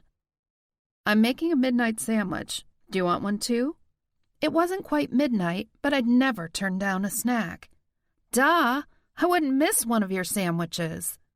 Some people slap mayo and paper-thin processed meat on white bread and called it good, but not Vivi. She bought the good, thick turkey breast sliced off the bone and smoked provolone from the most expensive grocery store in town, and always picked up fresh Italian loaves, or in this case, buttery croissants. Plus, fancy whole-grain spicy mustard, leafy green lettuce, and tomato slices with huge blackberries as big as my thumb on the side. She sat down beside me at the island, and we ate in companionable silence. "I freaking love you," I said around a mouthful of sandwich. "I do make a mean sandwich and a pretty decent cup of coffee." I huffed out a laugh. "The best, actually. But I'm not even talking about the food, or the fact that you gave me a place to stay so I could get away from Jonathan and quit my job that was making me so miserable. Or even for sticking with me while we went to see a leprechaun. I never thought I'd get to cross off meet pointy ears from my bucket list." I laughed again, shaking my head. "And then you marched into the lion's den with me and faced down a motorcycle gang." "I had pepper spray if we needed it. Besides, most of them didn't strike me as being very gang-like." Except Aiden. She didn't say his name aloud, but yeah, he was the only scary one we'd met tonight. Without him, I couldn't get the other two treasures. He was the key. I yawned so hard my jaw ached, but I knew it was no use. If I slept at all, Doran would be growling and rumbling in my dreams, telling me to hurry up and find him.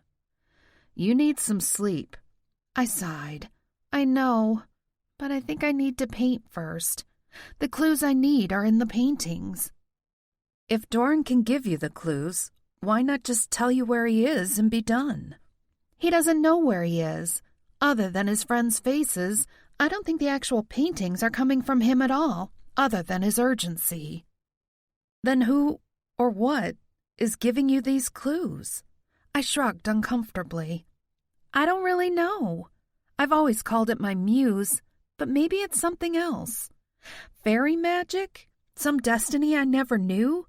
It's like I'm remembering. Like you're reincarnated? I grimaced, shaking my head. I don't think so, but I don't really know. It's more like someone whispered everything I needed to know in my ear when I was born, and it's there in my head, but I can't remember it. I can only get close to that memory if I have a paintbrush in my hand. It's like losing myself. I have to shut down everything, the world, myself, the art, and just let that voice speak again. It's scary, though, because it feels like I'm losing myself. Like maybe I'll snap out of it, but I won't be me anymore. Does that make sense? Like you're becoming something else? Someone else? Sort of. She pushed her plate away and turned on the bar stool to face me. I turned too, taking her hands in mine when she reached for me. Why do you think we're friends? I mean, really, what brought us together? I'd often wondered myself why the tall, beautiful, sophisticated redhead would ever be friends with a dowdy, short geek like me, who'd rather paint or read a book than dress up and go on a date. She gave me a sad smile, her eyes shimmering suspiciously. You've always had a kind of magic about you, but you don't see it, do you? Me? I scoffed and pulled back involuntarily, but she squeezed my hands harder, refusing to let me go. Hardly. Not leprechaun magic exactly, but magic. You get a look in your eyes, like you're seeing the world in a way that I can't possibly understand, even though I want to. And when you pick up a brush and paint, that vision that only you can see, it's truly magical. It's like you're letting us mere mortals peek into this incredible secret world that exists in your head. You're like a deer in the woods, barely seen, tiptoeing carefully through the underbrush so you don't make a sound. Sometimes I'm afraid if I move too quickly that I'll startle you and you'll be gone. I squeezed her hands firmly. Me? Leave you? Never happening. That's why I hated Jonathan so much, she whispered, but her eyes flashed with a wicked promise of pain, and lots of it, on the man who'd hurt me. Every single day you were with him, it was like watching a beautiful flower wither and dry up, locked away from the sun. He kept you shuttered and safe in that normal, boring little life, and it was all a lie. You deserve so much more than safe and normal. You deserve fairy tales and adventure. Remember when we were kids? We'd go on adventures in the woods behind the trailer park, looking for the lost castle and the forgotten prince. We'd slay dragons, and my ears roared with rushing winds, like I was falling into a deep, bottomless well. Of course. Her words brought back childhood dreams and games that I'd forgotten so long ago. Ree, are you okay? What is it? I slammed my hand down on the coin and closed my eyes. Warwick, I need you. Something warm and hard suddenly pressed against my back, and he whispered in my ear. I thought you'd never ask. Chapter 10. I hated asking for help, especially from an extremely sexy leprechaun, but I had to admit that Warwick made himself extremely useful. By the next morning, I had an abandoned warehouse at my disposal, set up with more blank canvases than I could possibly paint in a month, and all of my completed paintings set up around my work area as a reminder of what I was doing. He even set up a comfortable bed for me to collapse on when I was exhausted, and he managed to resist making a single sexual innuendo or inappropriate remark. How could he, with my gargoyle glaring right beside me? I was too busy to even think about sexual innuendo. I painted for hours, fell into a stupor on the bed, guzzled coffee, or gobbled sandwiches and soup when Vivi insisted I eat, and then started painting again in a frenzy. Everything inside me was breaking apart, floating away, and sliding into perfect place. Vivi took off from work to help photograph each painting and spent hours on the internet searching for churches near our hometown. Because I was fairly certain that those games we'd spent as children, wandering around the countryside surrounding Lake Tanicomo, looking for the abandoned castle, hadn't been games, and the lost prince had been my gargoyle. Why he might be locked up in the Ozark Mountains, I had no idea, but everything in my gut insisted that was exactly where he was. My legs trembled with exhaustion when I finally laid the paintbrush down. My eyes throbbed with a brutal migraine splintering through my skull, but I was done. Silently, Warwick whisked an office chair up behind me as I started to sink to the floor, and Vivi immediately started taking pictures. I recognized parts of this. Her voice rose with excitement. The way Tanicomo curves in the background, remember? We could see that bend from the top of Noble Point. Noble Point had been one of our favorite places. Each summer, we'd built a watchtower at the top and pretended we were riders of Rohan, ready to light the fires to call the armies to war.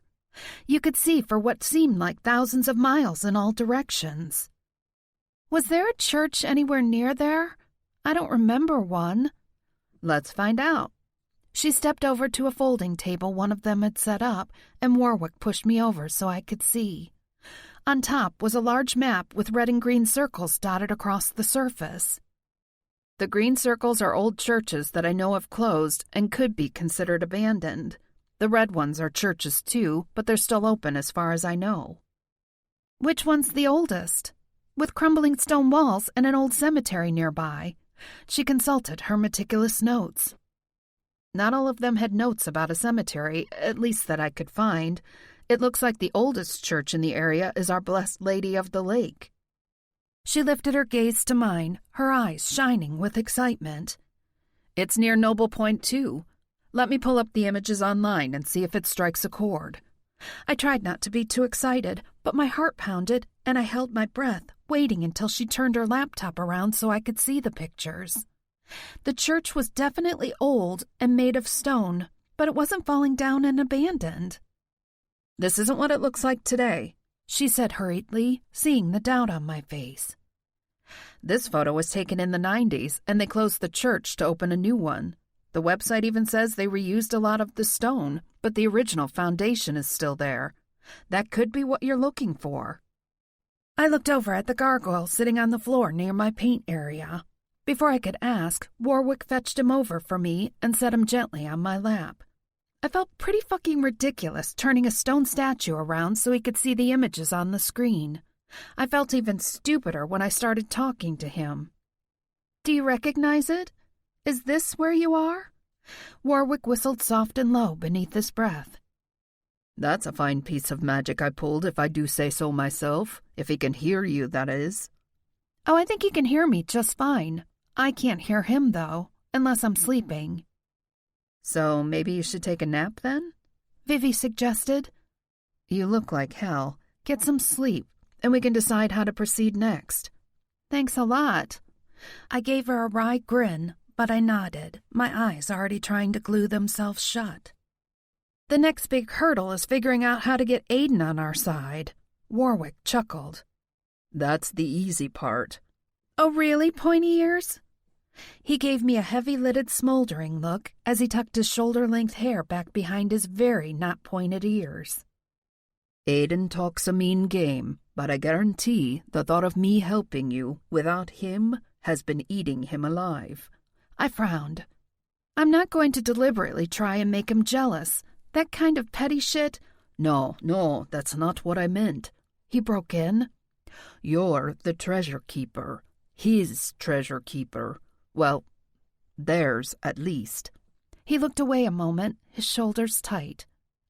He can't pretend that he doesn't know where you are now. He can't pretend that he doesn't need to be by your side. That you don't need his assistance, because you do. And it's his own damned fault that he's not here helping you, that I'm here in his place. Like I said, it's eating him like a cancer. I glanced over at Vivi, and she tipped her head to the door, silently asking me if I wanted her to leave. I hesitated a moment, my fingers stroking over the statue in my lap, but then I gave her a slight nod.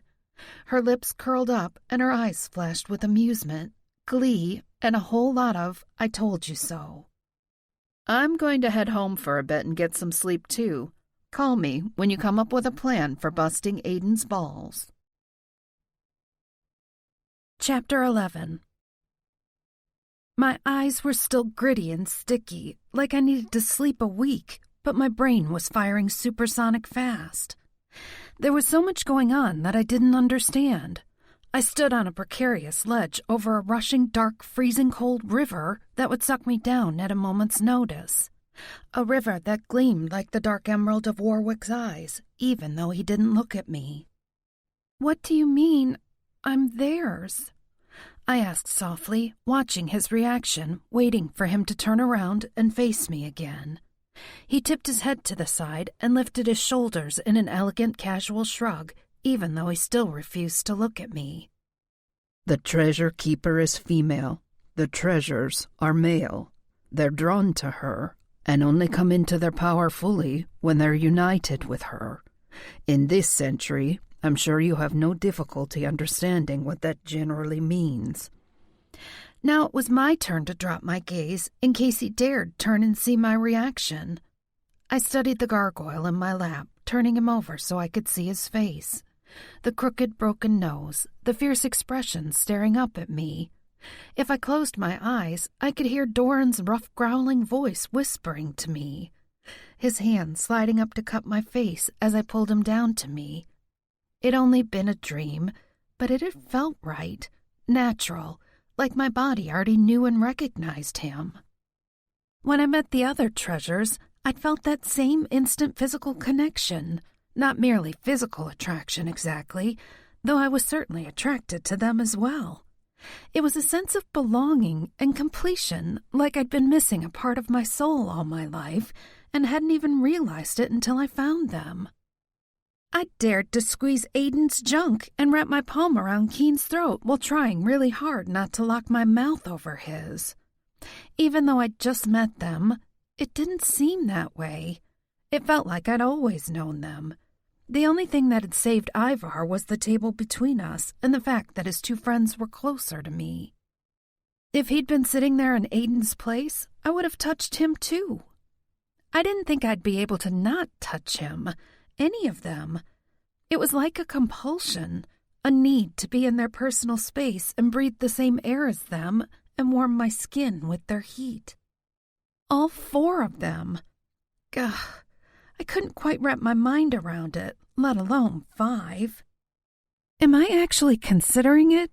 5, even 4 men? Shivering, I bit my lip, wondering what Doran would say if I admitted to feeling the same deep-seated need to touch the flirtatious leprechaun, the only man who was willing to help me find him. I'm not helping you to put you at a disadvantage or to make you feel as though you owe me. The unusually solemn tone in Warwick's voice drew my gaze back up to his. At least he was looking at me again, though the corner of his mouth quirked with a wry twist of resignation. It's been my pleasure to be at your disposal, and I expect nothing else in return.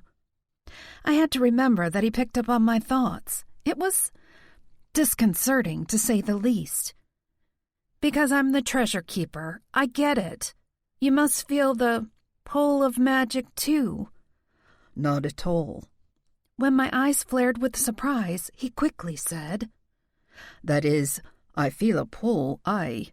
And it's magical, but it has nothing to do with you being the treasure keeper. Skeptical, I searched his face, trying to decide if he was being truthful.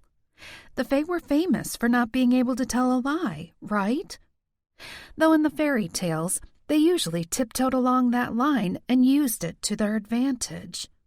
He certainly seemed to be the kind of guy who'd love making Aiden or Doran green with envy. He chuckled and came closer, though all he did was sit back on the table in front of me.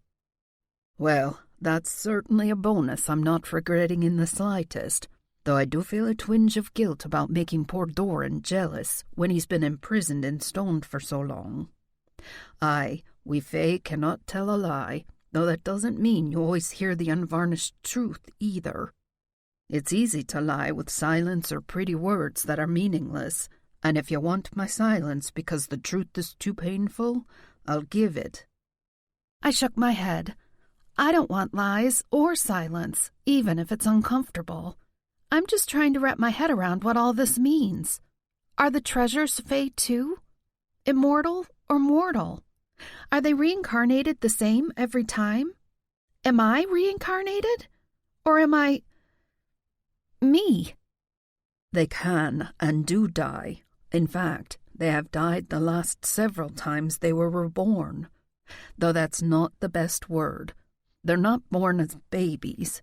One moment they're in Tir na Nog, the other world, living the life of celebrated heroes who saved the mortal world numerous times over many thousands of years, and the next they're here for a very short time. They come into this world knowing what their destiny is, and that burden has become almost impossible to bear after so many times. They're fully cognizant of how much they've lost and endured every cycle. Those memories are still there, even after a period of rest beyond the veil. In many ways, it would be easier for them to die immediately and return to the Haven, rather than toil in your world and wait for a brutal death. In that regard, I admire their valor a great deal, despite Aiden's reluctance to step in and help you directly. He could have given up and ended it a decade ago, but chose to remain and fight, even if that meant watching you or his brethren die again. Doran has been trapped for centuries now, unable to even return to the other world. He reached out and lightly touched the back of my hand resting on the gargoyle. I turned my palm and entwined my fingers with his, and the same familiarity pulsed in me, like a melody that'd been playing in my head, though I couldn't remember the lyrics. You are uniquely Rian Newkirk, mortal through and through. You have whatever memories and magic you pull to you as your destiny unfolds, but you are not reincarnated or reborn as a previous treasure keeper. Then why does it feel like I know you and them when I just met you? He lifted my hand to his mouth and softly brushed his lips over my knuckles. You know them because they're your destiny. Only you can bring the treasures together and bring the world back into balance. And if I fail? Then you die. The treasures die, and your world slides more fully into Balor's grip. The light grows dimmer every day, and if we lose you and the treasures again... His lashes fluttered down over his eyes, and he pressed the back of my hand to his cheek. I fear the treasures will be lost forever. Balor is too strong in this world. He'll imprison all four of them as he's trapped Doran, rather than allow them to return to the other world. Your world will be overrun with demon spawn. I swallowed the lump in my throat. It slid down into my stomach and lay there cold and heavy like a ball of lead. Balor is... Balor of the Evil Eye, the Fomorian king of demons. He wants the treasure's powers as his own, and if he gains access to them, your world is doomed. His cheek was soft against my hand, not rough with stubble at all. Such a small thing, but a stark reminder that he wasn't human. His hair was even softer, like the delicate down on a baby duck. I'd never dated a man with long hair. I liked it. A lot, actually. I pushed my fingers deeper, loving the way the strands curled around me, clinging to me, begging me not to stop. I thought it might be all in my head, but as I touched him, his hair grew longer, magically spilling down his shoulders, a thick black wave of silk called by my touch, as if... He leaned closer, letting his hair tumble forward over my arm. As if grown simply for your enjoyment, aye. If you want my hair trailing behind me on the floor, I can make it so. The thought of all this black silk sliding over my skin made me shudder. I wanted his hair falling down around me like a curtain, sleek and soft, smelling like... I leaned closer and lightly touched my face to his hair.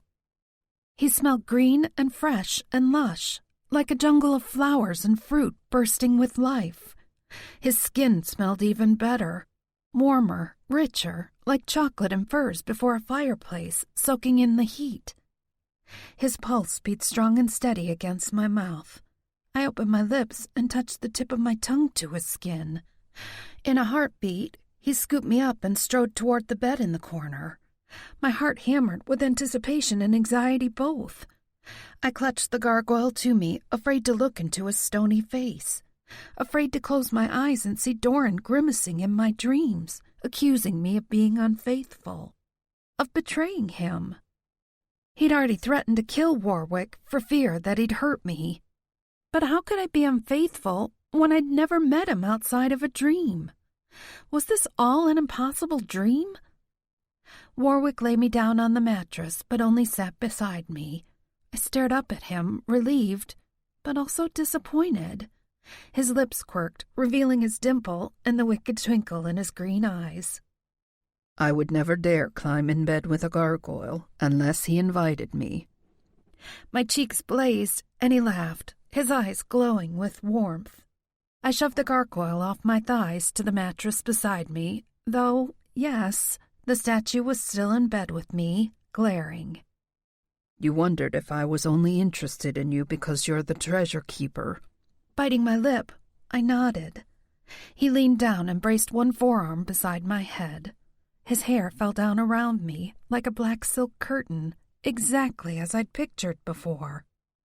You stepped into Shamrocked, an unknowing mortal woman. Granted, you have some excellent luck to find yourself crossing into fairy, but I didn't know you were the treasure keeper, not until you saw Doran on the shelf. My eyes widened. Yeah, I remembered that. We'd been chatting and laughing, and I'd let myself think about taking home this insanely sexy laughing bartender. The better to kiss my old life goodbye, right? I was a free woman, the first time in years. I did hesitate at the thought of taking a stranger to Vivi's house without her approval. That was the only thing that kept me from scribbling my phone number down on a napkin for him, or simply asking what time he got off work. I'd sat there drinking Guinness and imagining what it'd be like to have another man in my bed. A man, not my ex-husband, for the first time. And then, bam! Everything had changed. I stared up at him, my lips parting with surprise. He really had been attracted to me, Rianne, not the treasure keeper. He lowered his head and sampled my lips in a soft, delicate nibble. His breath sighed out, and he lifted his head enough to look into my eyes again. Emerald starbursts swirled in his irises, spinning and sparkling in a dizzying array. Alas, I dare not indulge in more than a sweet morsel to tie us over. You would regret more until you freed Doran and hear his opinion of me directly from his lips. He made perfect sense, but that didn't stop me from surging up from the pillow and trying to kiss him again, deeper. I wanted to taste the dark hollows of his mouth, feel his tongue stroking mine. Would he taste like exotic fruits and dark chocolate too? Or would he taste like whiskey? Or something else entirely? His eyes spun brilliant green arcs throughout the room. I felt his mouth again, the softest touch, his whisper against my lips. Sleep, Mustor. My eyes were so heavy, I fought to stay awake, to touch him, taste him. It was like swimming up through miles and miles of ocean. My arms were so tired. I started to slide into darkness, too fast. My nerves shrilled with fear, my stomach pitching. I had too much to do. I couldn't sleep.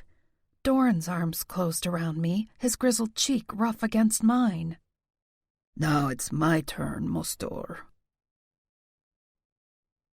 I clutched his neck and burrowed deeper into his embrace. "Don't kill him, please." "I wouldn't dream of it, love." I breathed deeply, inhaling his scent. He smelled like a hot summer night with a thunderstorm rumbling on the horizon. A bit of ozone burn in the air, mixed with the musky smell of a man who'd been hard at work battling monsters. He huffed out a laugh and pressed his mouth to my shoulder. "You have quite the imagination where your nose is concerned." I rubbed my face against him, curling against his solid chest. He felt so safe and strong, like nothing would ever get past him. Nothing would ever hurt me while he held me. "Why have you changed your mind about Warwick?" "I'm going to kill Aiden instead." I lurched up enough to see Doran's face. His brow was heavy with deep grooves down his forehead, but there was a tiny hint of amusement in his eyes. "He wouldn't help me." "Which is why I'm going to fucking kill him." "You're teasing." One eyebrow arched and his big palm slid up my back, pressing me closer to the heat of his body. "Am I now?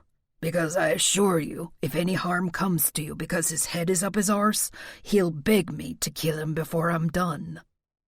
Even in the dream, my body felt heavy with exhaustion. I tried to lift my head so I could kiss him again, but my muscles didn't want to work. "I think I know where you are." His big hand kneaded my nape, making my muscles relax even more. "I knew you would find me. Now fetch Aiden to your side, even if you have to shoot him. It'll do you no good to come to me without them."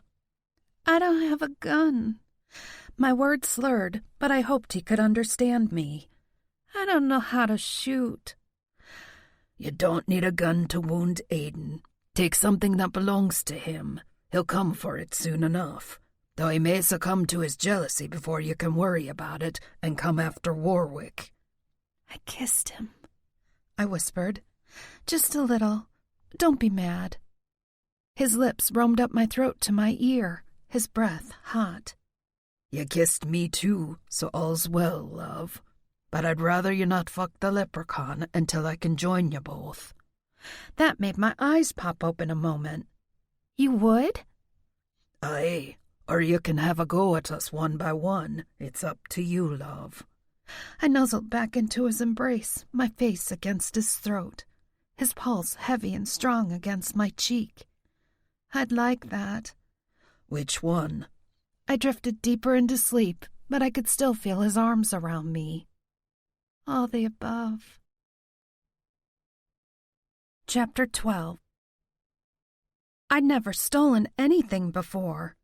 Dressed in black jeans and hoodie pulled up over my head, I casually walked up to the tattoo place and scanned the motorcycles parked in the front. Even standing outside the building, I could feel the treasure's pull. They were here, inside, just feet away, the men I was destined to bring together, destined to love if Warwick could be trusted. I'd better be able to trust him. I needed him to tell me how to drive the motorcycle once I figured out which one was Aiden's. I touched the coin in my pocket, though I honestly didn't think I needed to anymore. "Which one's his, pointy ears?" "How am I supposed to know? I'm not his treasure keeper." I blew out a sigh and walked up to the first bike. They all looked pretty much the same. Fairly heavy machines with big thick tires, chrome pipes, and black leather seats. I stretched out my hand, intending to touch the leather seat, but it didn't feel right. Holding my hand out, I walked down the row. There, this one was Keen's. I was sure of it. I could see him flying through the night, leaning into the curves, revving the engine even higher with a vicious smile on his face. The next one was Ivar's. He was the sneaky one, the hung-back, quiet, casual, reserved. You'd never suspect him until it was too late, and you realized he'd let the air out of your tires or stuck gum to your seat before you sat down. The next motorcycle was Aiden's. It was a little lower than the other two and a bit of a wider seat. It looked meaner somehow. I didn't know anything about motorcycles, but it wouldn't surprise me if his had more horses under the hood. I touched the leather seat and could hear the low rumbling growl of the engine and see Aiden's lips curled in a vicious snarl. This is it, I told Warwick as I threw my leg over and climbed onto the motorcycle. It felt wide and heavy between my thighs, very much like straddling a man. A very thick, muscled man. It made me shiver deliciously. It'd be way better if Aiden was sitting behind me, his powerful arms locked around me as he drove us flying down the highway toward Doran. Warwick pressed against my back, his arms coming around me to grip the handlebars. How about me instead? I leaned back against him and scooted my butt back so I could feel his erection hard against me. Yeah, that'll do just fine. How do we start this thing? He stretched out a finger, and a pop of green energy surged from his fingertip like a lightning bolt. Energy spun down into the motor, and it roared to life, rattling and shaking beneath me. Oh, sweet heaven. That was fucking fantastic. He laughed against my ear. Now you know why I changed my mind. I want to be here. He ground against my buttocks. Rather than drive from afar. Oh, yeah. He revved the engine, making the glass rattle in the windows with the deep, throaty roar. Unless they had the music cranked again, someone inside should hear the distinctive rumble of the motorcycle. Hopefully, Aiden would recognize the sound of his own bike. He will, Warwick promised. Plus, he should feel you're close. If nothing else, he'll be twitchy, impatient, and unable to concentrate. He tipped the bike upright, still revving the engine so loudly he didn't try to talk in my ear. I'll disappear when he makes an appearance. Make sure you entice him to follow. I'll keep you safe, though. Don't worry about trying to drive. Just hold on. Hey, what the fuck are you doing? Showtime. I looked over my shoulder as Aiden came charging out of the tattoo place, a fierce scowl on his face. I blew him a kiss and then turned around, leaning low over the handlebars. I couldn't see Warwick any longer, but he was still a heavy, if invisible, weight against my back. My hands moved, giving a gas, and my thighs shifted like I was tapping a pedal. I relaxed into it, not fighting his control. The tires squealed on the pavement, the smell of engine and gas and rubber filling my nose as we tore across the parking lot. We shot across the road, leaning hard side to side as he guided us through traffic. The bike rumbled between my knees, stirring my lust ever higher. Fucking hell! I'd never been so turned on, and here I had two guys interested, and nothing I could do about it, until I found Doran and freed him from the curse.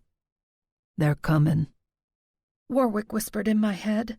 Yeah, I could hear the roar of motorcycles behind us.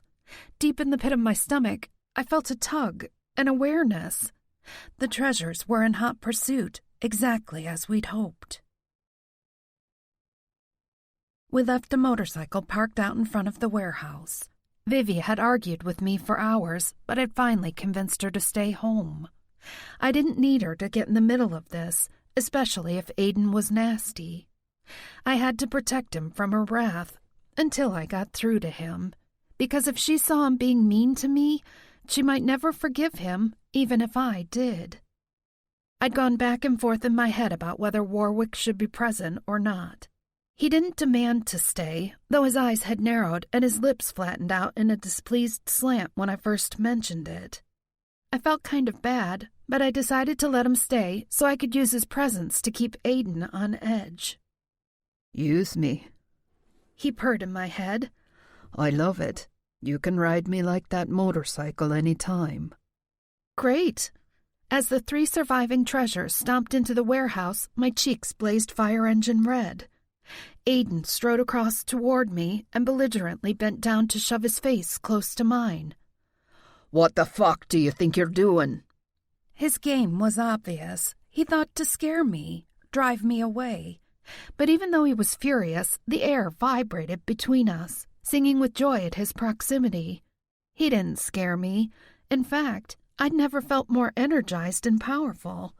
He was magnificent in his fury. His eyes blazed, his jaw clenching, the muscles twitching in his cheek. I grinned and batted my eyes, watching his face flush. I'm kidnapping you. What the fuck is that supposed to mean? Keen and Ivar stood behind him, trying not to grin. Doran told me to shoot you, but I didn't have a gun, so I improvised. Aiden turned that fierce look on Warwick, who lounged like a negligent bored lord of the manor in the office chair off to the side, which of course he'd positioned in front of the makeshift bed. What's the leprechaun got to do with it? I still didn't completely understand the dynamics between the four friends, but I had the strongest connection with Doran. There was a reason he'd been the one imprisoned away from the other three.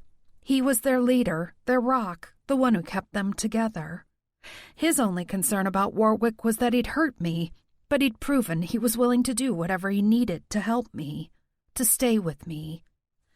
Even if that meant sharing my attention with Doran and ultimately the other three treasures. So if Doran was okay with it... I sauntered over to Warwick, dropping down into his lap and looped my arm around his neck. He's mine, too. The strangled look on Aiden's face almost made me laugh. Gently, I added, I've come to an understanding with Doran. I hope I can come to that same understanding with you. What? He rasped out. Understanding.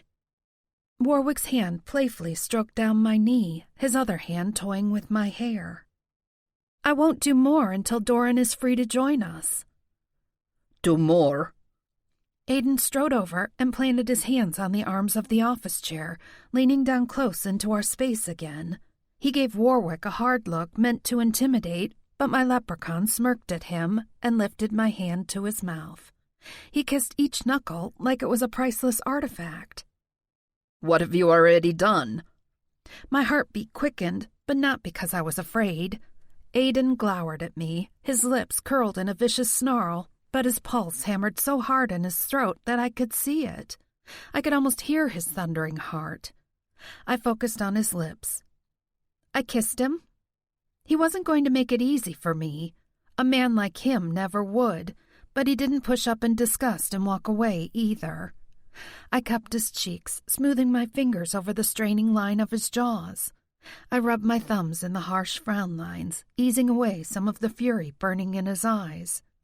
But the emotion that replaced his anger made tears burn in my eyes. Agony, hopeless, desperate agony. If I let you in, I can't lose you. I can't. I won't survive it. I'll surrender to Balor myself and hand my weapons over to his minions so they can chop me into 1,000 pieces. I won't be reborn again. I brushed my lips against his, and his hands clenched on the arms of the office chair so hard that plastic cracked. What happened to the last treasure keeper? She died, and it was my fault.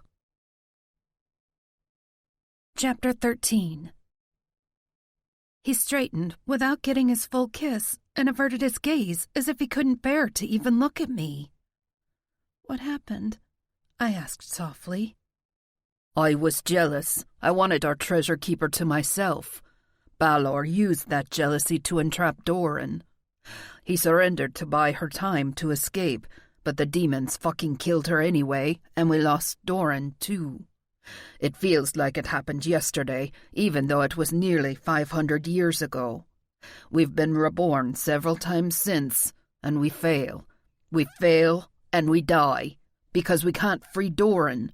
Without him, we're nothing, and it's entirely my fault. Unknowingly, I'd put him in the very worst position imaginable. I'd made him jealous again by bringing Warwick into the mix. But I couldn't bring myself to regret that decision. It's too late for me to give up Warwick to have you, I whispered, my throat aching. But he had to have the words. He had to understand the depths of my emotions.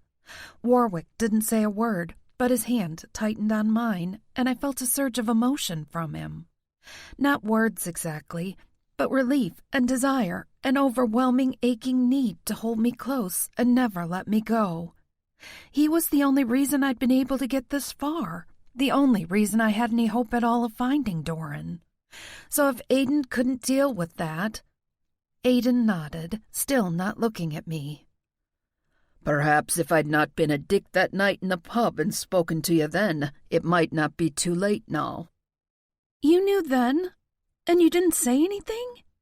His lip curled with disgust. I knew. I was a fucking coward.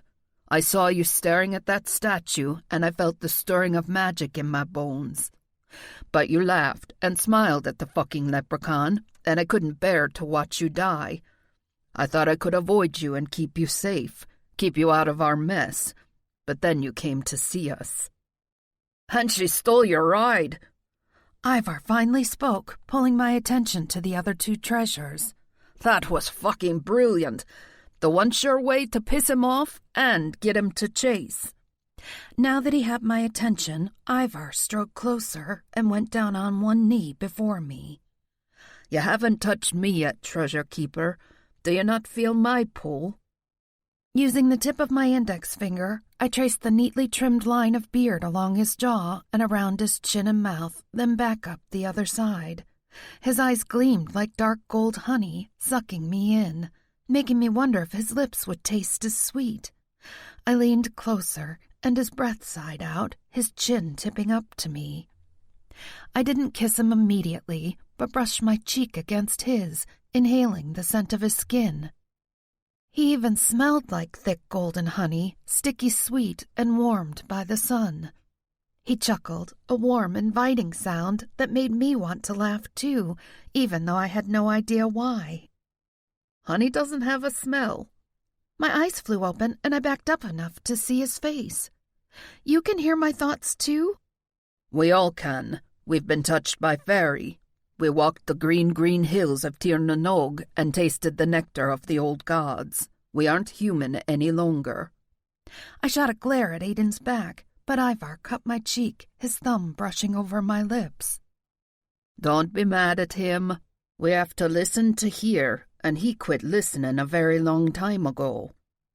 I was fucking sick of hearing Doran bellow in my fucking ear. Aiden retorted, but without real heat. He even turned around, watching as Ivar and I touched each other for the first time. Magical, Ivar whispered. I forgot how wondrous it was to touch the Treasure Keeper. I feared we'd already lost you in this cycle, that maybe you'd never be gifted to us again. I leaned in, holding my breath. The softness of his lips against mine made me shiver. He opened his mouth against mine, inviting me to taste him. I slid my tongue into his mouth and tasted the sweet honey directly from his tongue.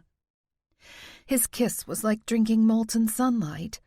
I could feel his energy pulsing through me, heating my body, sizzling through my bloodstream, straight to my core. I lifted my mouth and stared into his eyes. No darkness can stand against your light. Not with you and my brethren at my side. My light hasn't shined in hundreds of years, not without Doran, and not without you. Keen stepped up and laid a hand on his shoulder. My turn. Ivar scooted to the side, but pushed his head and shoulders up under my left arm so the heat of his body ran down my left side. Evidently, he didn't mind Warwick's thigh in the way either. Staring up at Keen, the image I'd painted flashed through my mind, the red stripe down his forehead and nose. The war stripe of my clan, he whispered, his eyes flaring. You saw that? I haven't worn that stripe in 1,000 years at least. You should warn her, Aiden said, his voice gruff. No one walks away unsatisfied, I replied, trying to keep my voice light and teasing, even though I didn't really know what that meant exactly. It means? Keen went down on his knees in front of me and leaned in, giving me a playful, sultry look. His dirty blonde hair tumbled down over his forehead, and his whiskey-brown eyes gleamed almost as brightly as Ivar's dark honey. You like my touch very much indeed. What's that supposed to mean? My touch is orgasmic. He held up gloved hands and waggled his fingers. So is my kiss. You can touch me, that's fine, but when I strip these gloves off or touch you with my mouth, you will climax over and over until I can finally break away from the contact, or you simply can't come any longer. That sounds fantastic, and also terrible at the same time. He huffed out a laugh and nodded. Aye, that's the perfect way to say it. I'll blow your mind, but if I can't stop touching you, I'll risk pushing you too hard, too far. Even pleasure can become pain when it's given in excess. Staring up at me, he sighed, a frown tugging his luscious full lips down.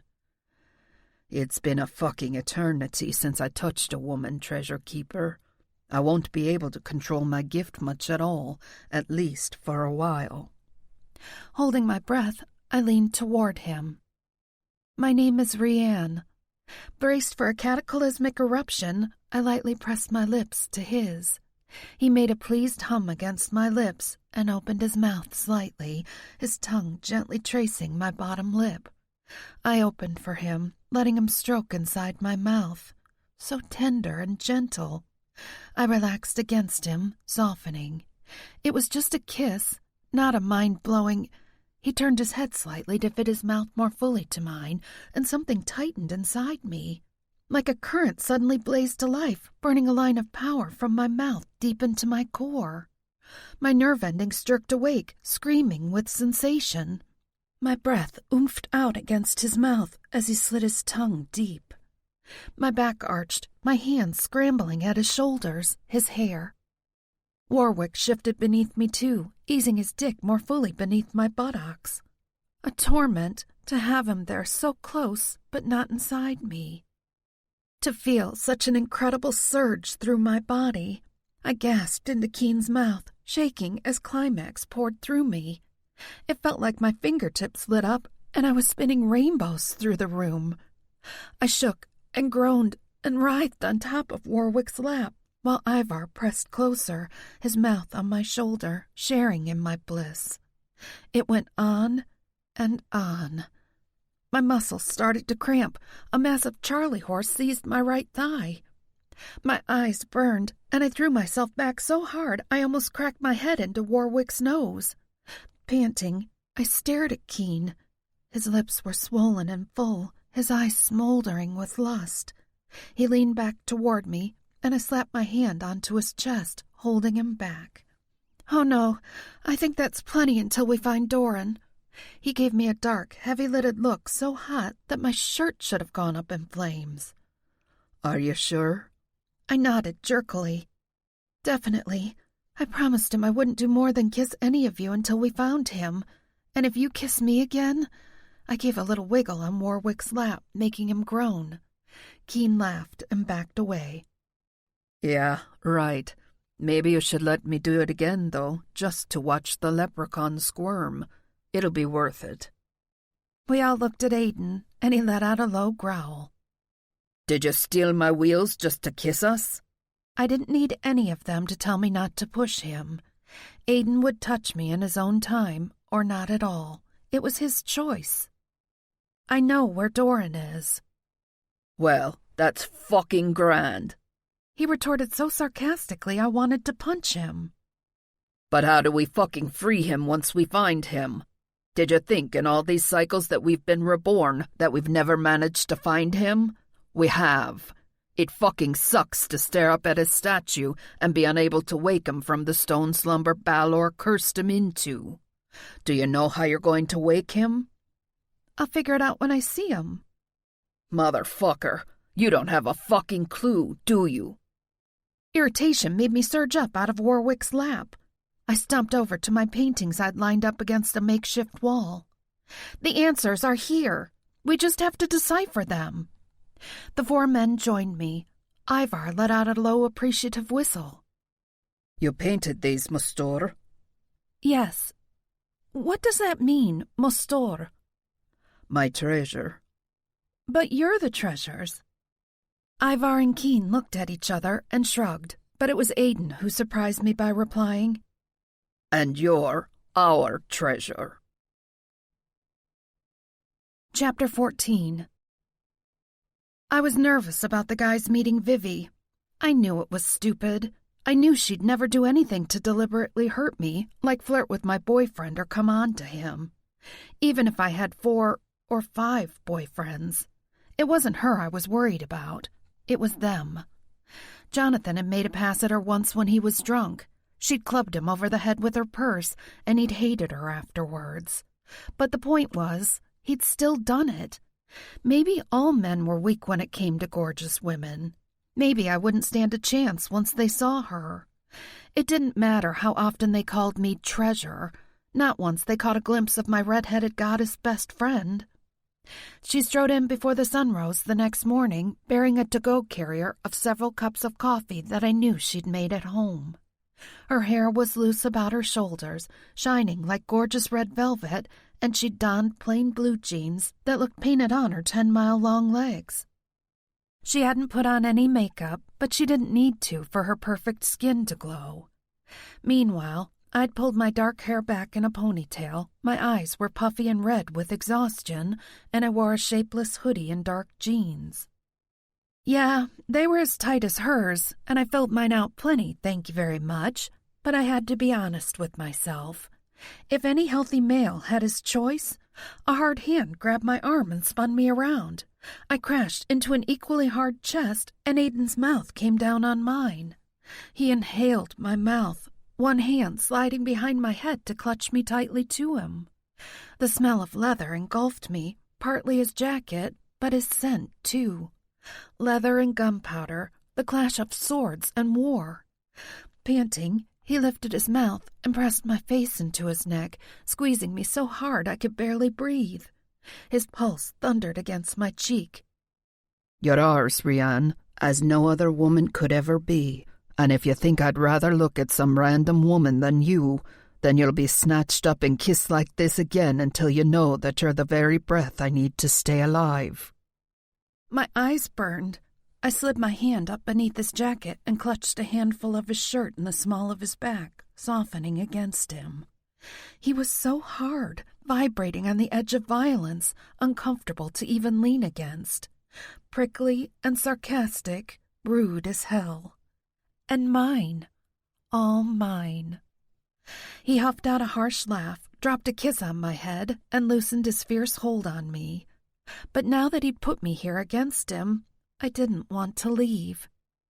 "Good morning," I said to Vivi, turning my head enough to see her without leaving his arms.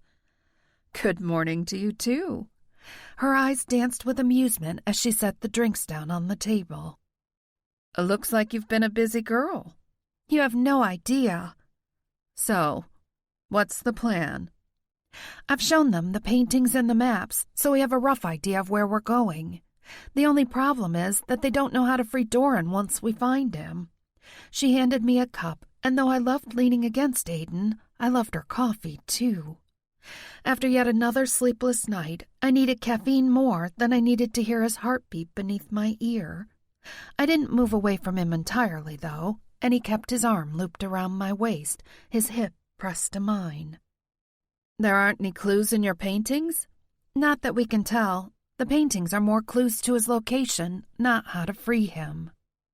"What about your dreams? Anything there?" I sighed. I haven't slept in forever, and the last dream... My cheeks heated, making her snicker. Even Aiden cracked a smile.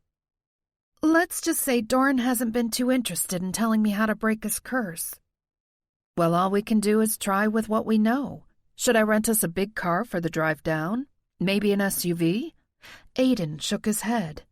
"We've got that covered, as long as you don't mind catching a ride on the back of a motorcycle." Despite his demonstration a few minutes ago, my stomach did a queasy flip-flop at the idea of Vivi clutching one of my guys around the waist as we drove down the road, her face on his back. "Excuse us a moment," he said to Vivi, and then he cut my cheek and dragged me back against him in another toe-curling kiss. He claimed my mouth like he was staking his territory, stealing my breath and crushing my lips beneath his tongue deep in my mouth. He slid his fingers up into my hair, messing up my ponytail, twisting his fingers just enough to make me feel his strength. To wonder what it'd be like to have him gripping me so firmly in bed, trapped beneath his weight.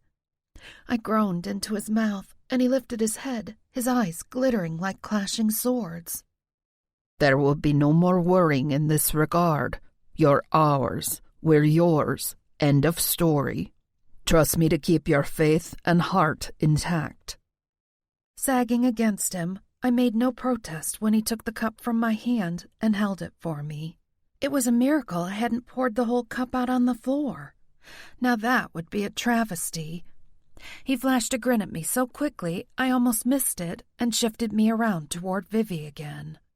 She looked around, up at the ceiling, over at my newest painting, a smile on her lips. "It's safe to look now," I said, though my words were slurred. Laughing, she turned back to me. "Whatever's going on, you should definitely keep doing it so you get more kisses like that." Aiden lifted his chin toward the door as my other two guys came in. "Here's Keen and Ivar. They've arranged our escort." To them he asked, "Are they ready?" "They'll be here in 10 minutes," Keen replied. He sniffed the air and his eyes lit up. "Is that coffee I smell?" Vivi held out the carrier. "Help yourself." He knocked back a long drink and sighed like he'd sipped nectar of the gods. Meanwhile, I was mesmerized by the way his throat moved as he swallowed. There was something so raw and sexual about him, even when all he did was take a drink. "And the other things we discussed?" Aiden asked. "Done as you ordered," Ivar replied. "What?" I asked. "Precautions in case we don't come back."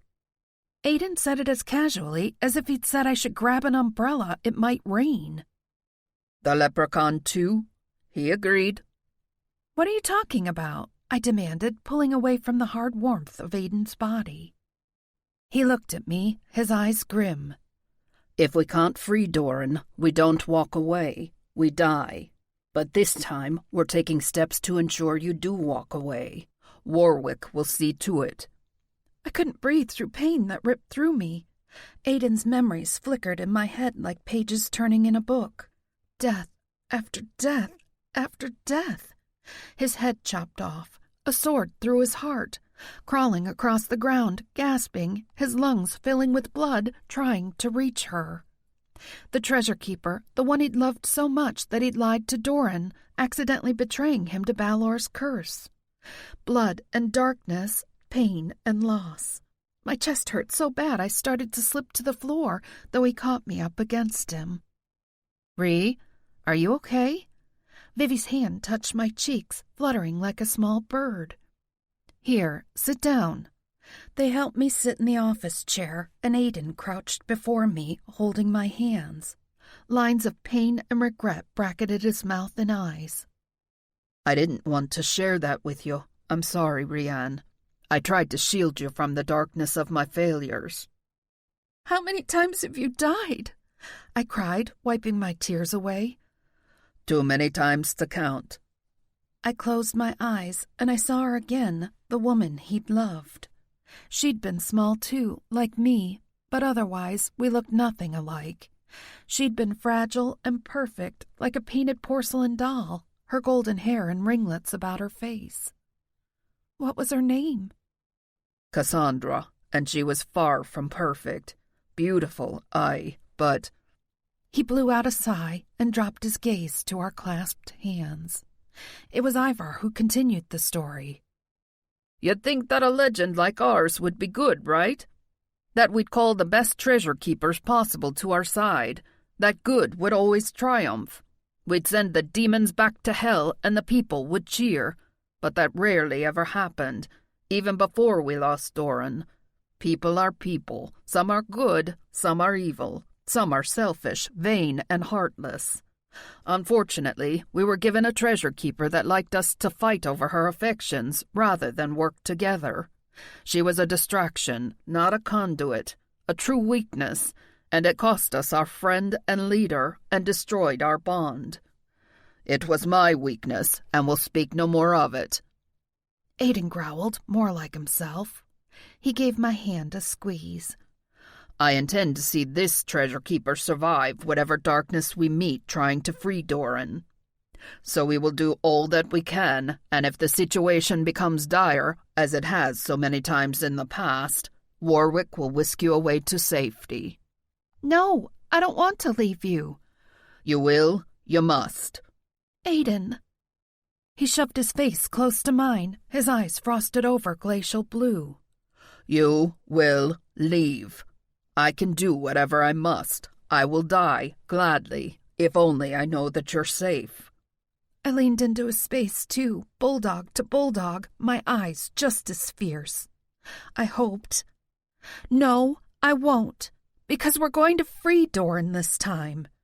You can't possibly know that. I softened my stance enough to press my forehead to his, cupping his cheeks with both hands. I do. I know it.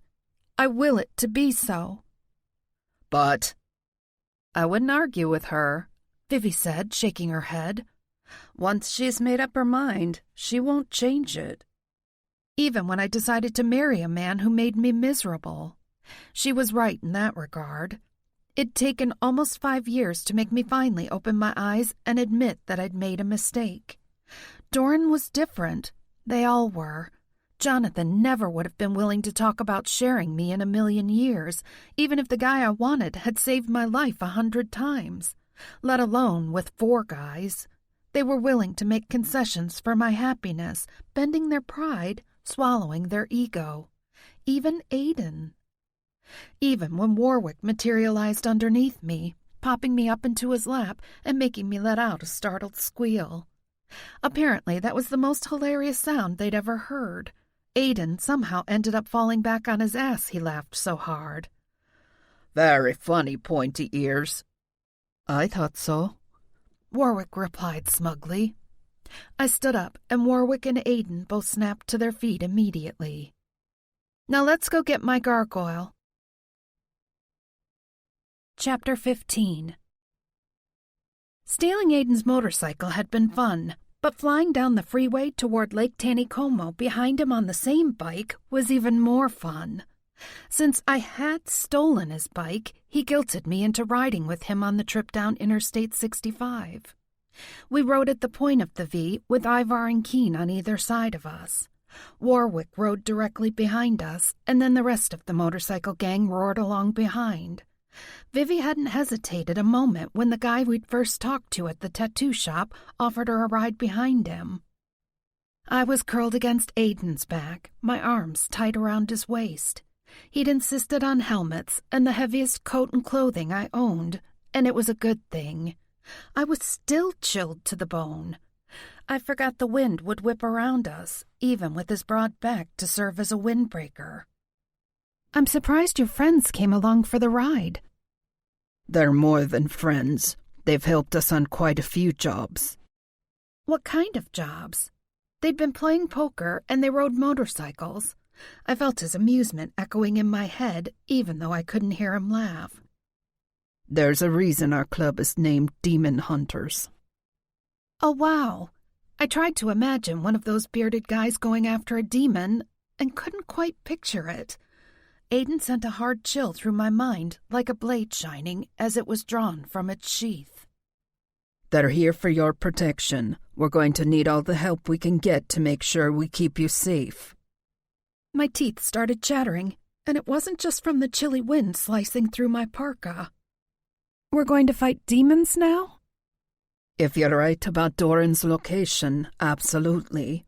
Balor will have set at least a few guardians to make sure we have as difficult a time as possible trying to set him free. Well, fuck that all to hell. It never occurred to me that we'd have to fight the demons to free Doran. I thought we needed him free to fight whatever war was coming. Aiden's shoulders tensed against me.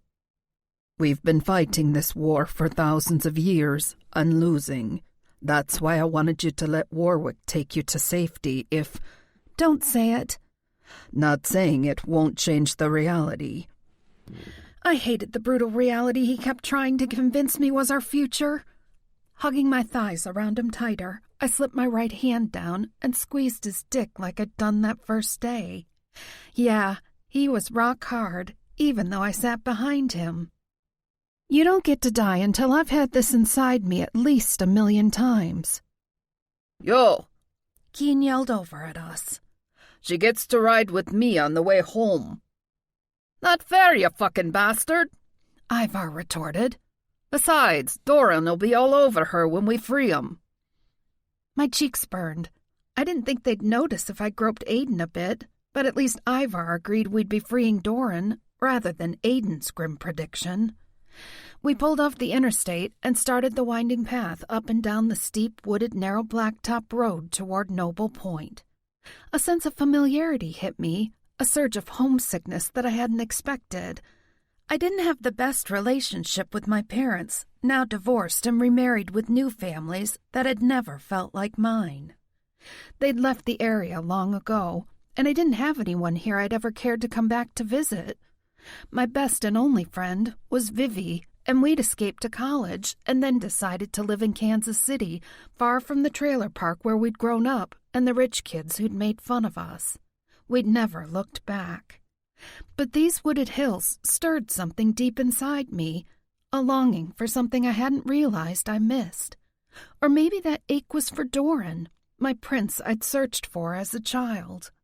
What if he'd been waiting nearby, frozen in stone all this time, wondering why I'd abandoned him? The thought fucking wrecked me. We paused at the top of Noble Point while Vivi consulted the map to get our bearings. Aiden felt me shivering and tugged my hands up inside his jacket. She stepped off the bike and came over to me, turning the map around so we were oriented with the lake behind us. It looks like we could drive back around this side of the hill, but it's a couple of miles out of our way before the road curves back down to the bay below. Do you remember that one trail we used to take home from school? I think that'll get us close, and then maybe we can just cut through the woods. We'd always taken the quiet wooded routes home from school, both because we loved the outdoors and to avoid the bullies. Yeah, that trail is just over there, I think. Aiden signaled the rest of the riders, and they cut their engines. I climbed off his bike and hopped in place a little to get my blood flowing. Excitement coursed through me. We were close. We had to be. My smile faded as I watched them arm themselves. Like in my painting, Aiden pulled 2 curved sheaths out of the storage saddle on his bike and belted them around his waist. Then he slipped on a backpack with the gargoyle's head poked out of the top. I wasn't sure if I'd need the statue or not, but it didn't seem right to leave my connection to Doran behind. Ivar had an actual broadsword strapped to the side of his bike that he slung over his back. Keen had some kind of massive gun that he locked against his side. He saw me watching and winked at me. Flamethrowers work great on demons, as long as I don't catch the forest on fire around us. My stomach clenched with dread. I didn't want any of them to get hurt, let alone... I swallowed a massive lump in my throat and put on a bright smile. So what weapon did you bring for me? Me.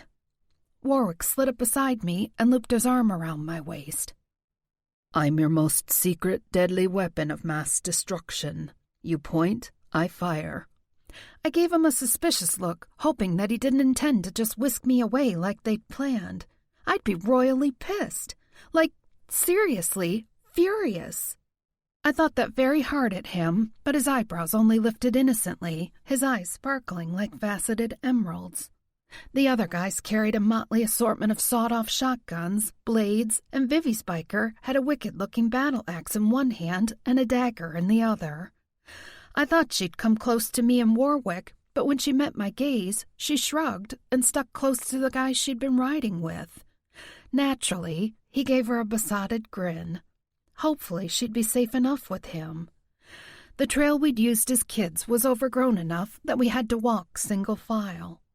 Aiden took the lead with me behind him and Warwick on my heels.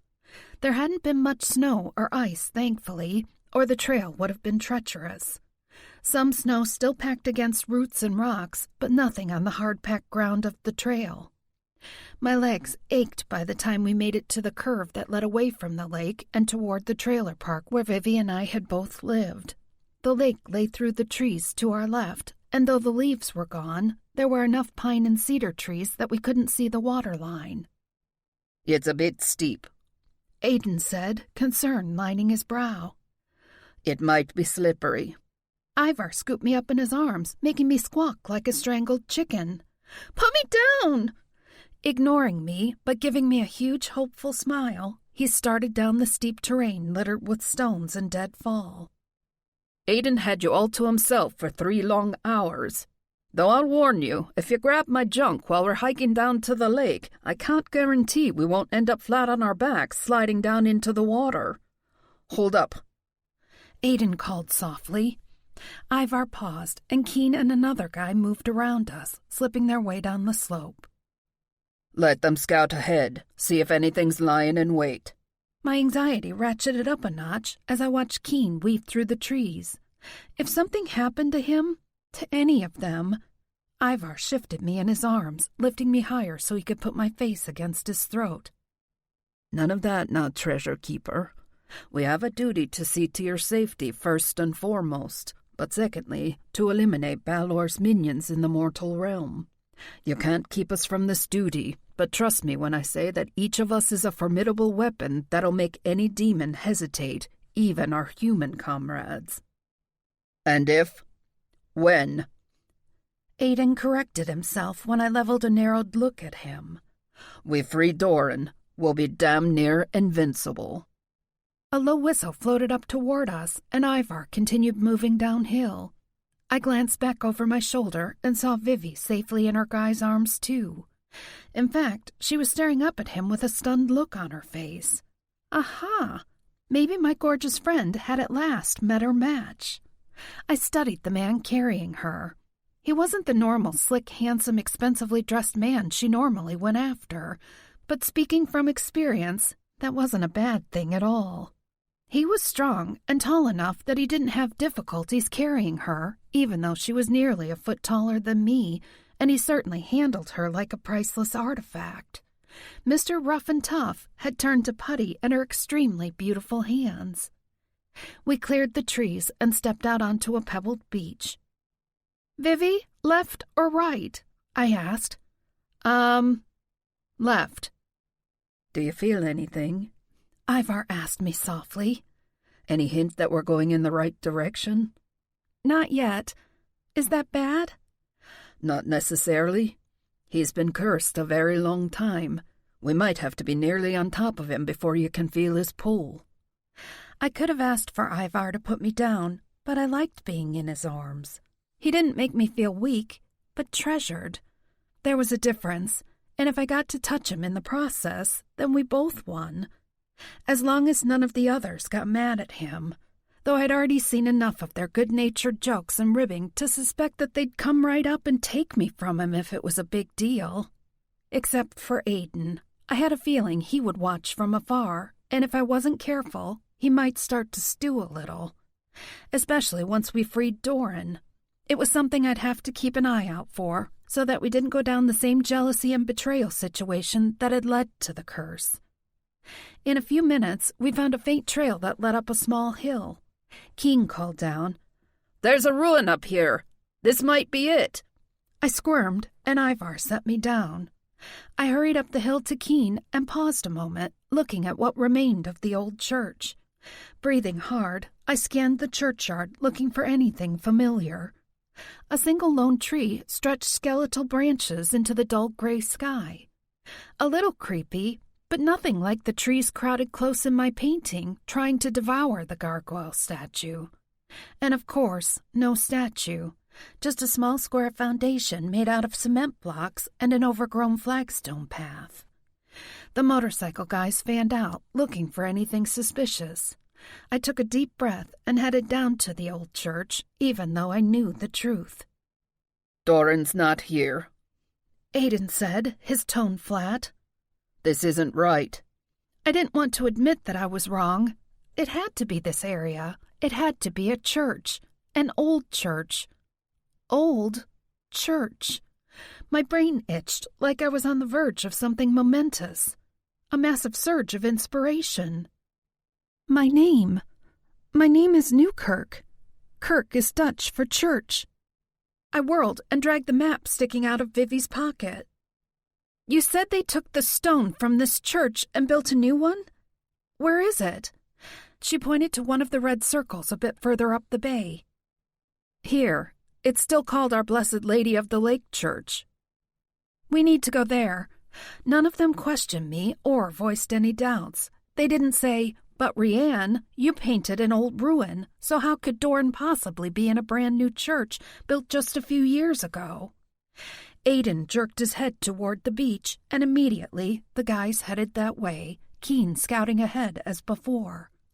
My eyes burned, my heart thumping too hard against my rib cage. This had to be it. I had to be right. I couldn't bear it if we'd come all this way, and they'd believed in me, trusted me, and I'd been wrong. The pebbled beach narrowed, trees marching down close to the water's edge. A little bit of ice crackled at the shoreline, but the man-made lake flowed like a river and was too fast and deep to freeze over completely. The winter temperatures hadn't been cold enough, and spring was just weeks away. In fact, as I ducked beneath a low sycamore branch, I saw buds ready to burst forth as soon as it warmed a bit more. Roots and stumps made treacherous hurdles for someone with short legs, but with Warwick on one side and Ivar on the other, they offered me a hand when I needed to hop up and over a downed tree. Aiden jumped across a ditch and paused, looking back at me, worry grooved deeply in his forehead. "Be careful. It's too far for you to jump." I rolled my eyes. "Yes, Mom."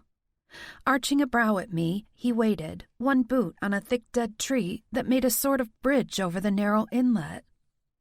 Warwick helped me up onto the log. Holding his hand, I eased out over the ditch. Well, it was actually more like a small creek than a ditch and several feet across. How the fuck had Aiden jumped over this thing without even getting wet, let alone carrying Doran's statue on his back? At least the log was fairly wide, and I had good balance. Warwick held my hand until I was just a few feet from Aiden, and then let go. Aiden stretched his hand out, reaching for me. Something wrapped around my ankle and jerked me off the log. With a startled screech, I fell into freezing cold water, but it wasn't that deep. I struggled to my feet in knee-deep water. My clothes were soaked through. Fuck! That'd be a problem in this weather. I hadn't brought a spare outfit. I scanned the water, but didn't see anything suspicious or scary. Aiden shrugged off the backpack and came bounding down the creek bank toward me, his eyes fierce. A short sword in each hand. Someone bellowed, "Alarm! Attack!" And suddenly I was flat on my back again, dragged through cold water, spluttering. My head slipped beneath the surface of the frigid water. My shoulder crashed into a rock, pain shooting down my left arm. My ankle throbbed. What the fuck had me? I couldn't see anything. It was all I could do to keep my head above water. And then I couldn't. Water closed over my head. So fucking cold. Taneycomo was below 50 degrees even in the hot Missouri summer, and even worse in the winter. I tried to feel down my leg to get free, but whatever had me was still moving too quickly through the water. I couldn't sit up against the drag. Something dark swooshed over the top of me, gliding by like a shark. Only the flash of a silver blade told me it was Aiden. A red cloud suddenly filled the water, and the vice clamped around my ankle released me as quickly as it dragged me off the log. Freed, I swam toward the surface, my lungs burning. I shivered so hard I bit my tongue. My arms and legs trembled, making my movements clumsy. I wasn't going to make it. I'd die a foot away from air. A blaze of green light hit the water and parted it like Moses split the Red Sea, clearing a shallow path toward me, letting me breathe. Warwick. He came running toward me on a glittering green bridge of magic. Coughing and spitting out water, I managed to shove my numb arm up so he could grab my hand and drag me up out of the remaining water into his arms. I looked for Aiden and then wished I hadn't, because the thing that had grabbed me was like some horrific bad dream. Long, sickening pink tentacles twitched and writhed in the water. I thought it was some kind of freak octopus, but it had a horse head. A horse with tentacles. "Kelpie," Warwick said in my head. "A big one, too. He'll need help with it." Ivar came toward us at a dead run, his long black coat flapping behind him like wings. He leaped, lifting the sword high above his head, and light poured out of his chest. Only this light sustained him in the air so that he flew over the lake. With one stroke of his massive sword, he hacked a deep slice into the horse's neck, almost lopping off its head, though it hung there, flopping, screaming out a strident whinny. Aiden surged up out of the water and finished the job. Still twitching, the tentacles folded up like a writhing nest of thick snakes and sank into the deep channel. Warwick carried me to shore. I was shivering so hard my muscles were cramping up. Vivi touched my cheek and hissed, "She's ice cold. We've got to get these wet clothes off her." "I didn't bring spares." "Give her to me," Keen demanded, shoving the flamethrower out of the way. I would have groaned if I could get my muscles to cooperate. I'd already tasted his kind of magic, and I didn't think I would be able to survive climaxing on top of hypothermia.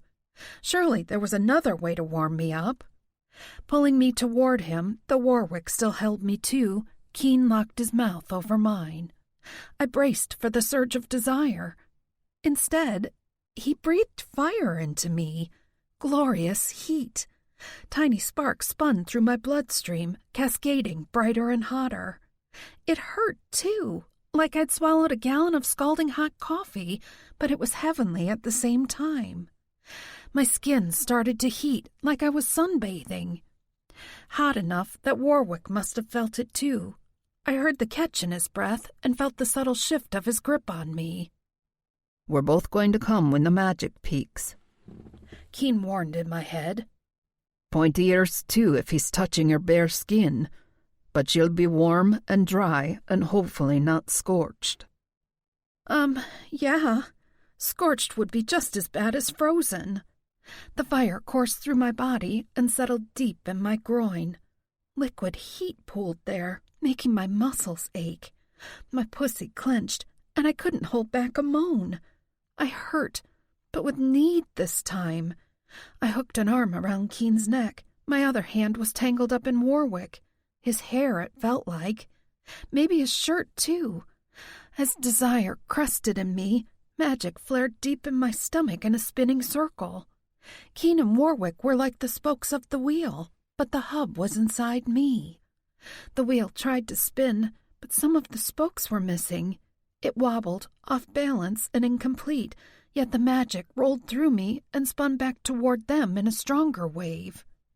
I was the conduit. I magnified their power. If we could find Doran and make the wheel complete? No wonder Balor wanted the treasures broken apart and crippled. No wonder the Kelpie wanted to drown me. Though I didn't have any power of my own, I made the formidable treasures even stronger. The wave of power hit Keen, and his fingers tightened on my cheek as he groaned into my mouth. Warwick pushed against me, sandwiching me between him and Keen, and I thought I'd die with bliss.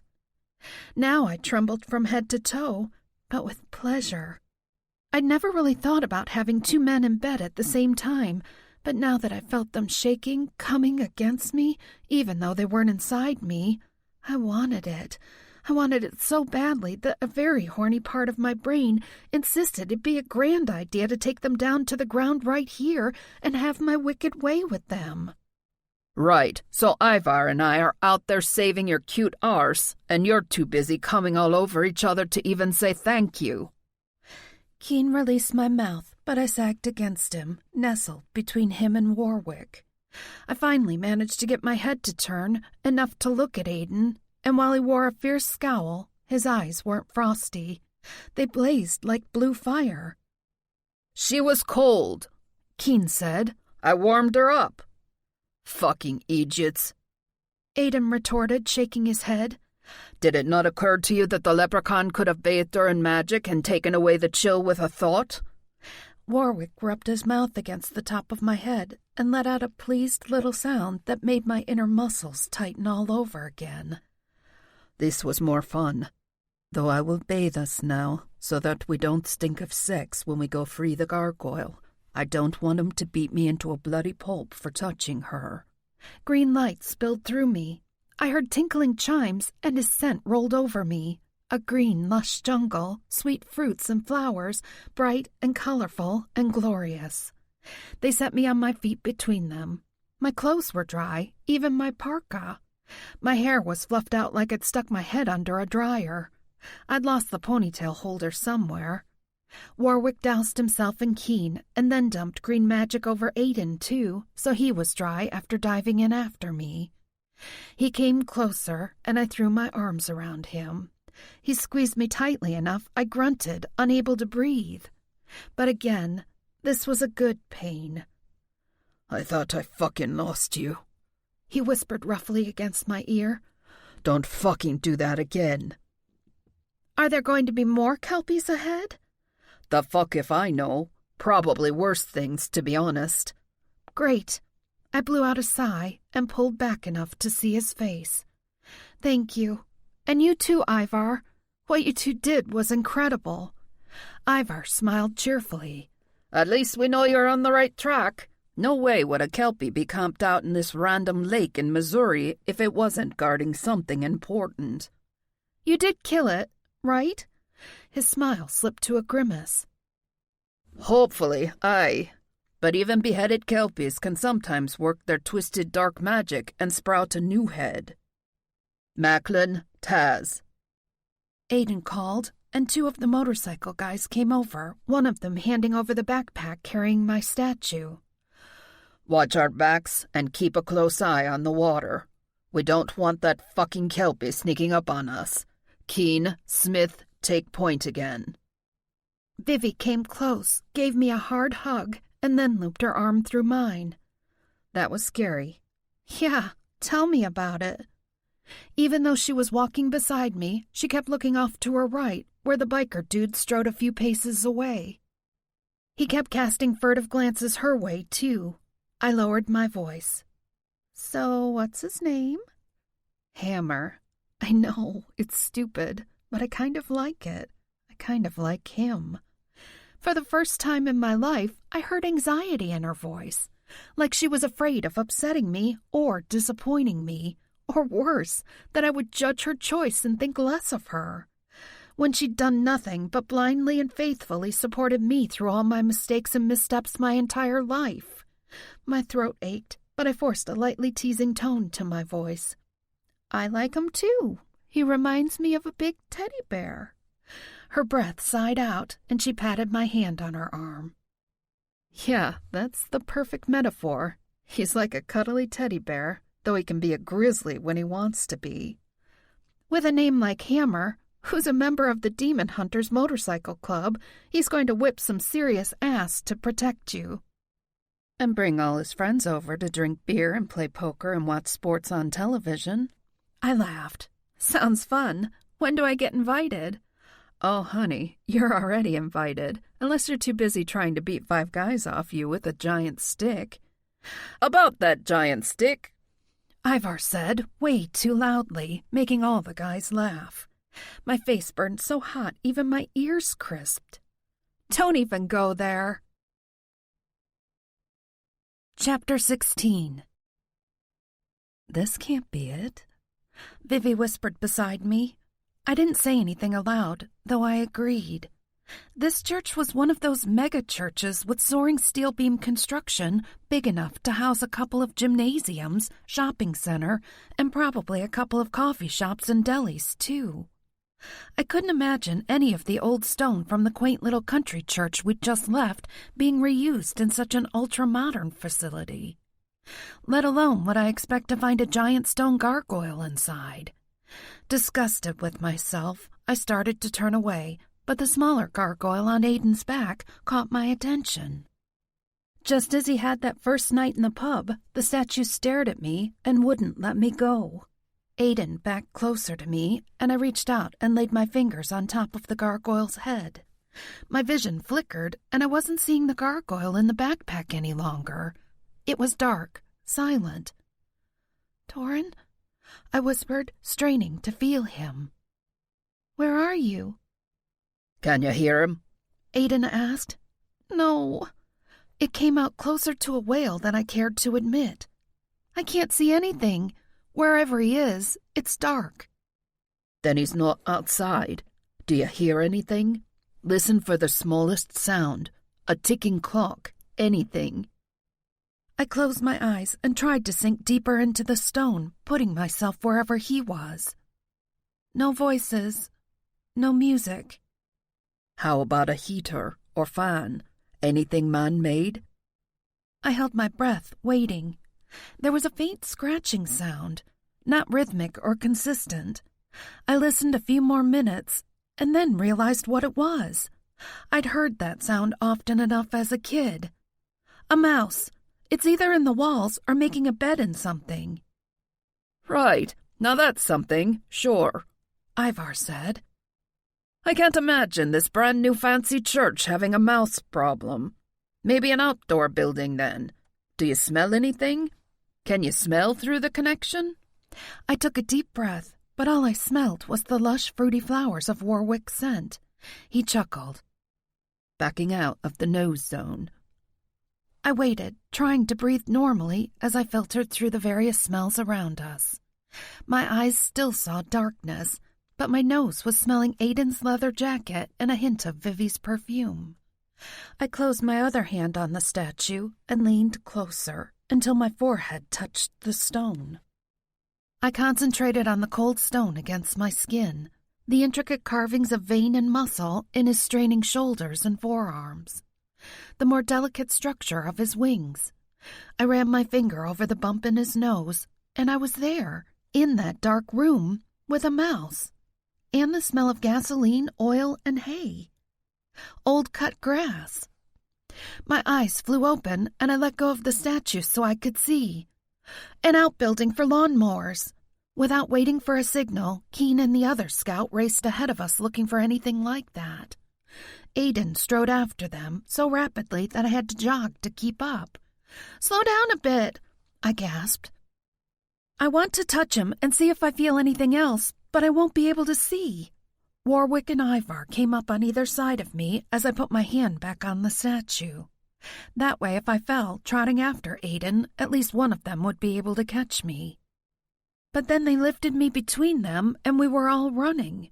I couldn't see, but I guessed that Keen had signaled them. Then I felt him. Doran. It was like he reached deep into my stomach, fisted his hands in my intestines, and dragged me straight toward him. I fought the urge to throw up. The sensation was so intense. Someone threw open a door hard enough it crashed back, making me flinch. I let go of the statue, but I still couldn't see much because we stood inside a dark metal shed. I smelled the gas and oil just as before, and there were 2 large lawn tractors, but I didn't see a 7 or 8 foot tall gargoyle anywhere. "Where is he?"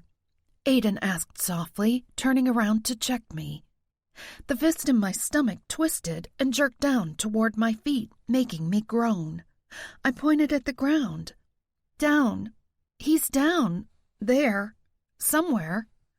Ivar and Keen pushed one of the mowers back against the wall and kicked debris aside. "Here," Ivar said, his voice tight with excitement. "There's a trap door. Move that other tractor back." Keen pushed the other mower out of the way, and Ivar lifted a large trap door. Wooden steps led down into a hole in the ground. "We have to go down there?" Vivi asked, her voice shaky. Neither of us liked holes in the ground much. I reached out, and she took my hand, squeezing tightly.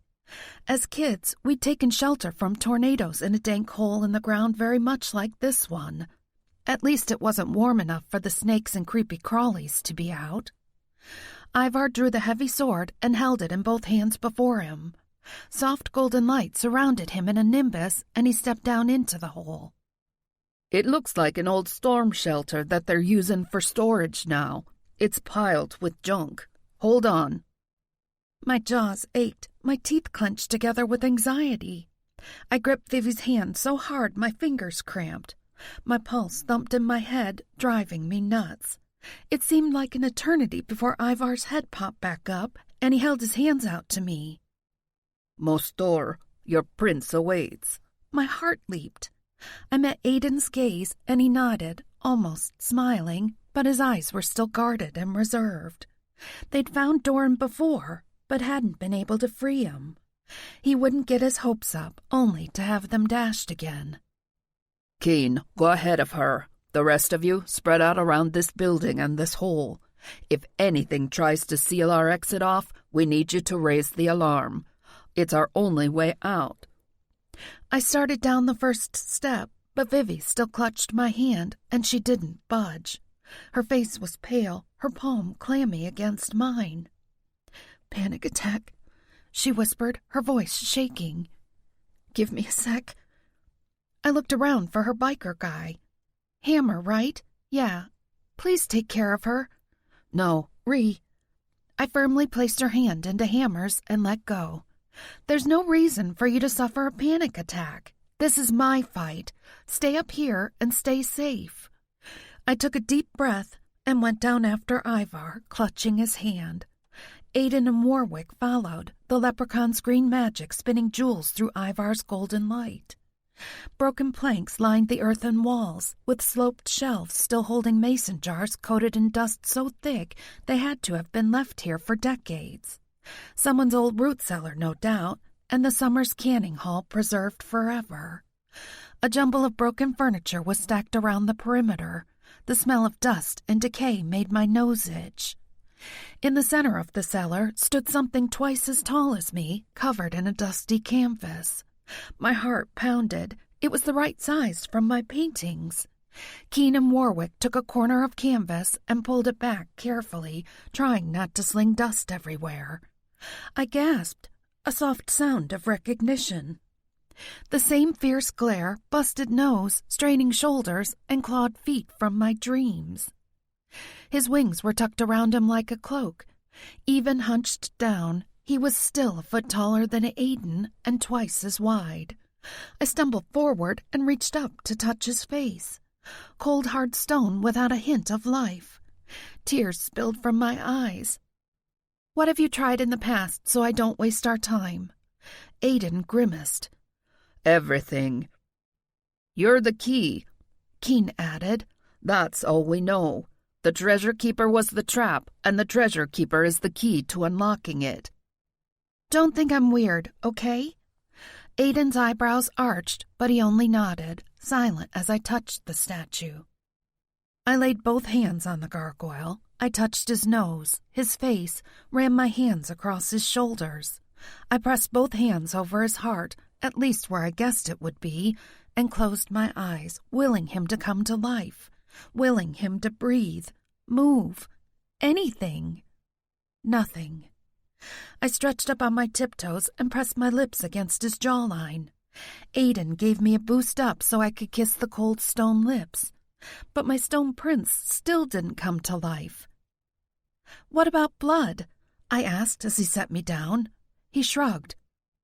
"Tried it, each of us. We've all touched him at the same time, but nothing works." "Give me the smaller statue, but this time I want to hold it." He turned around and Warwick helped me lift the heavy statue out of the backpack. I sat down on the ground in front of the real-life statue with the miniature copy on my lap. I closed my eyes and laid both hands on the smaller statue. Chills raced down my arms. I can see myself. He's there, looking at me. I can feel him. "Then why the fuck can't he tell us what we need to do?" Aiden muttered. I closed my eyes and concentrated on the statue in my lap. I sank into him, willing myself to become stone so I could feel what he felt. Maybe hear some stray thought or clue. But the rustling sound was annoying. It kept distracting me. It sounded bigger than a mouse. Ugh, if it was a rat? I opened my eyes and searched the corner where I heard the noise. 2 beady red eyes flashed back at me. "I think there's a rat over there." The sound of drawn steel made my teeth ache. "That's no rat." Ivar and Warwick both blazed brighter, driving back the darkness to reveal a hairy, hunched shape. It looked like a big rat, or maybe an opossum, a light gray with a nasty pink tail, but it had big ears and shiny teeth, more like a badger or beaver. It was gross, but I wasn't immediately alarmed. "How many?" Aiden asked in a low voice, sliding closer to me. 10 over here." Ivar whispered on my right. "The same," Keen said on the other side of Doran. Warwick backed up against me from behind. Same here. Fuck, Aiden growled. Warwick. Aye? What are they? I asked, still not sure why they were so worried.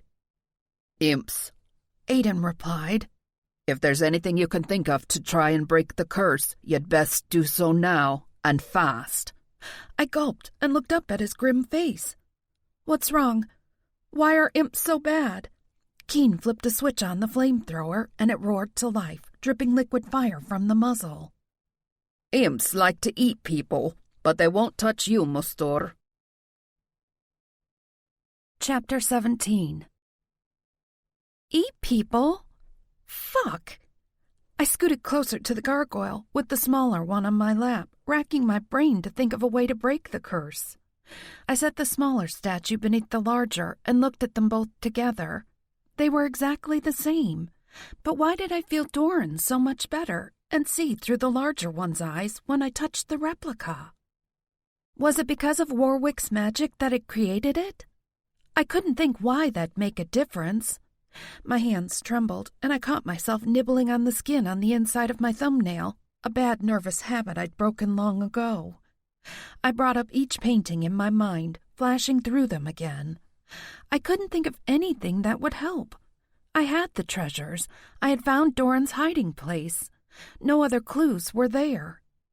I came back to the small statue, the connection I felt when handling it. A sudden flash of heat blasted through the small room, and something screeched. The stink of burning hair filled my nose. Aiden lunged and scuffed behind me, his breathing loud. The sound of his blade sinking into flesh made my stomach heave. Or maybe that was the smell of blood mixing with the charred hair. Ow! You little slimy motherfucker! Ivar growled. My sword isn't much use against something so fucking small. They're too damned fast. Keep the light as bright as possible, Aiden said, his voice tense. It'll slow them down a bit. Keen, you're really going to have to burn as many as you can. Right, I'm on it. Keen managed to sound cheerful, even as he roasted a bunch of little hairy monsters with a flamethrower.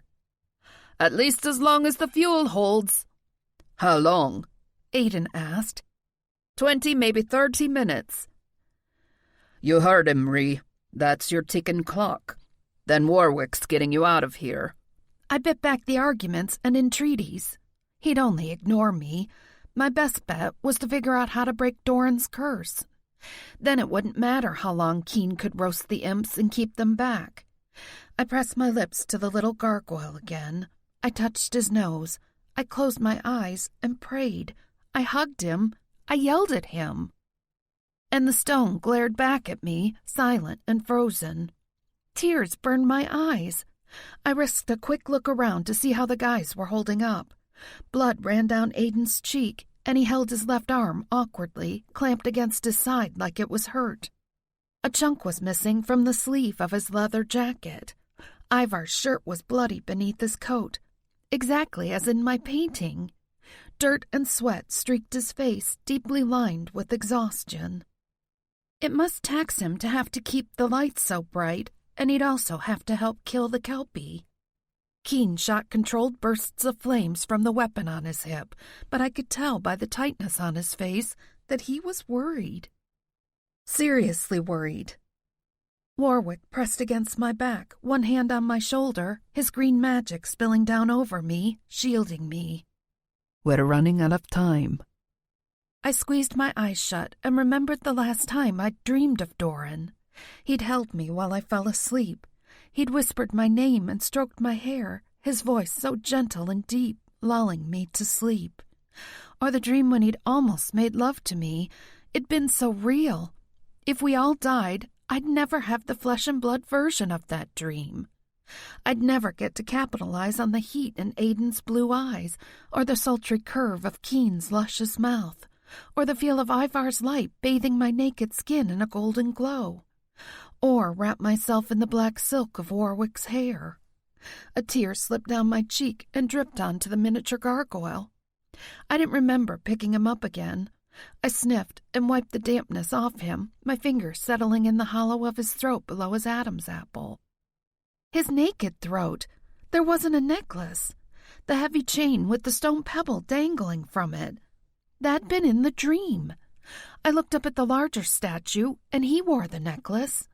The chain was as thick as my wrist, and the circle was white against the darkness of his stone body. Scrambling to my feet, I touched the round stone hanging from the chain. The white circle lay on top of the statue, not a part of it, even though the chain itself was carved into stone. The round part didn't feel like rock at all. In fact, it felt like bone. Brittle bone. I slammed the meaty heel of my palm against it, but it didn't break. I needed something harder. Aiden cursed beneath his breath. I spared a quick glance at him, and I couldn't hold back a cry. 2 imps clung to his back, biting him, sinking those long beaver-like teeth through the leather coat like it was nothing. He grabbed one of the hairy beasts by the neck, slung it down on the ground, and stomped it into a bloody smear, but the other one sank teeth into his neck just below his ear, making him bellow. "I'm out." Keen pulled the flamethrower off his shoulder so he could use it like a club. "The ground's shaking. I think the imps called for reinforcements." I didn't want to know what kind of reinforcements a bunch of hairy, ravenous monsters might call from the depths of the earth. But I had the answer when the dirt wall burst open. A tall, putrid, pea-green, scaly thing pushed up out of the ground. "Puka!" Aiden whirled around and glared at me. "Get the fuck out of here, Rian. Go!" I picked up the miniature statue and shot a glare at Warwick. Not yet. With all my strength, I slammed the smaller statue against the bone-colored disc hanging from Doran's throat. Chapter 18. The disc cracked. I slammed the base of the statue down on it again and again, breaking the circle free of the chain. The corner of the miniature statue broke off too, but all I cared about was that ivory disc. A deep, low growl rumbled from the depths of the ground, and an earthquake heaved me up into the air. I slammed back to the ground, too hard, knocking the wind out of me. The light winked out. I called for Ivar, but I couldn't hear anything because my ears were still ringing. I coughed, choking on dust and dirt, and the stink of something that smelled like roadkill baking on the asphalt for days in August.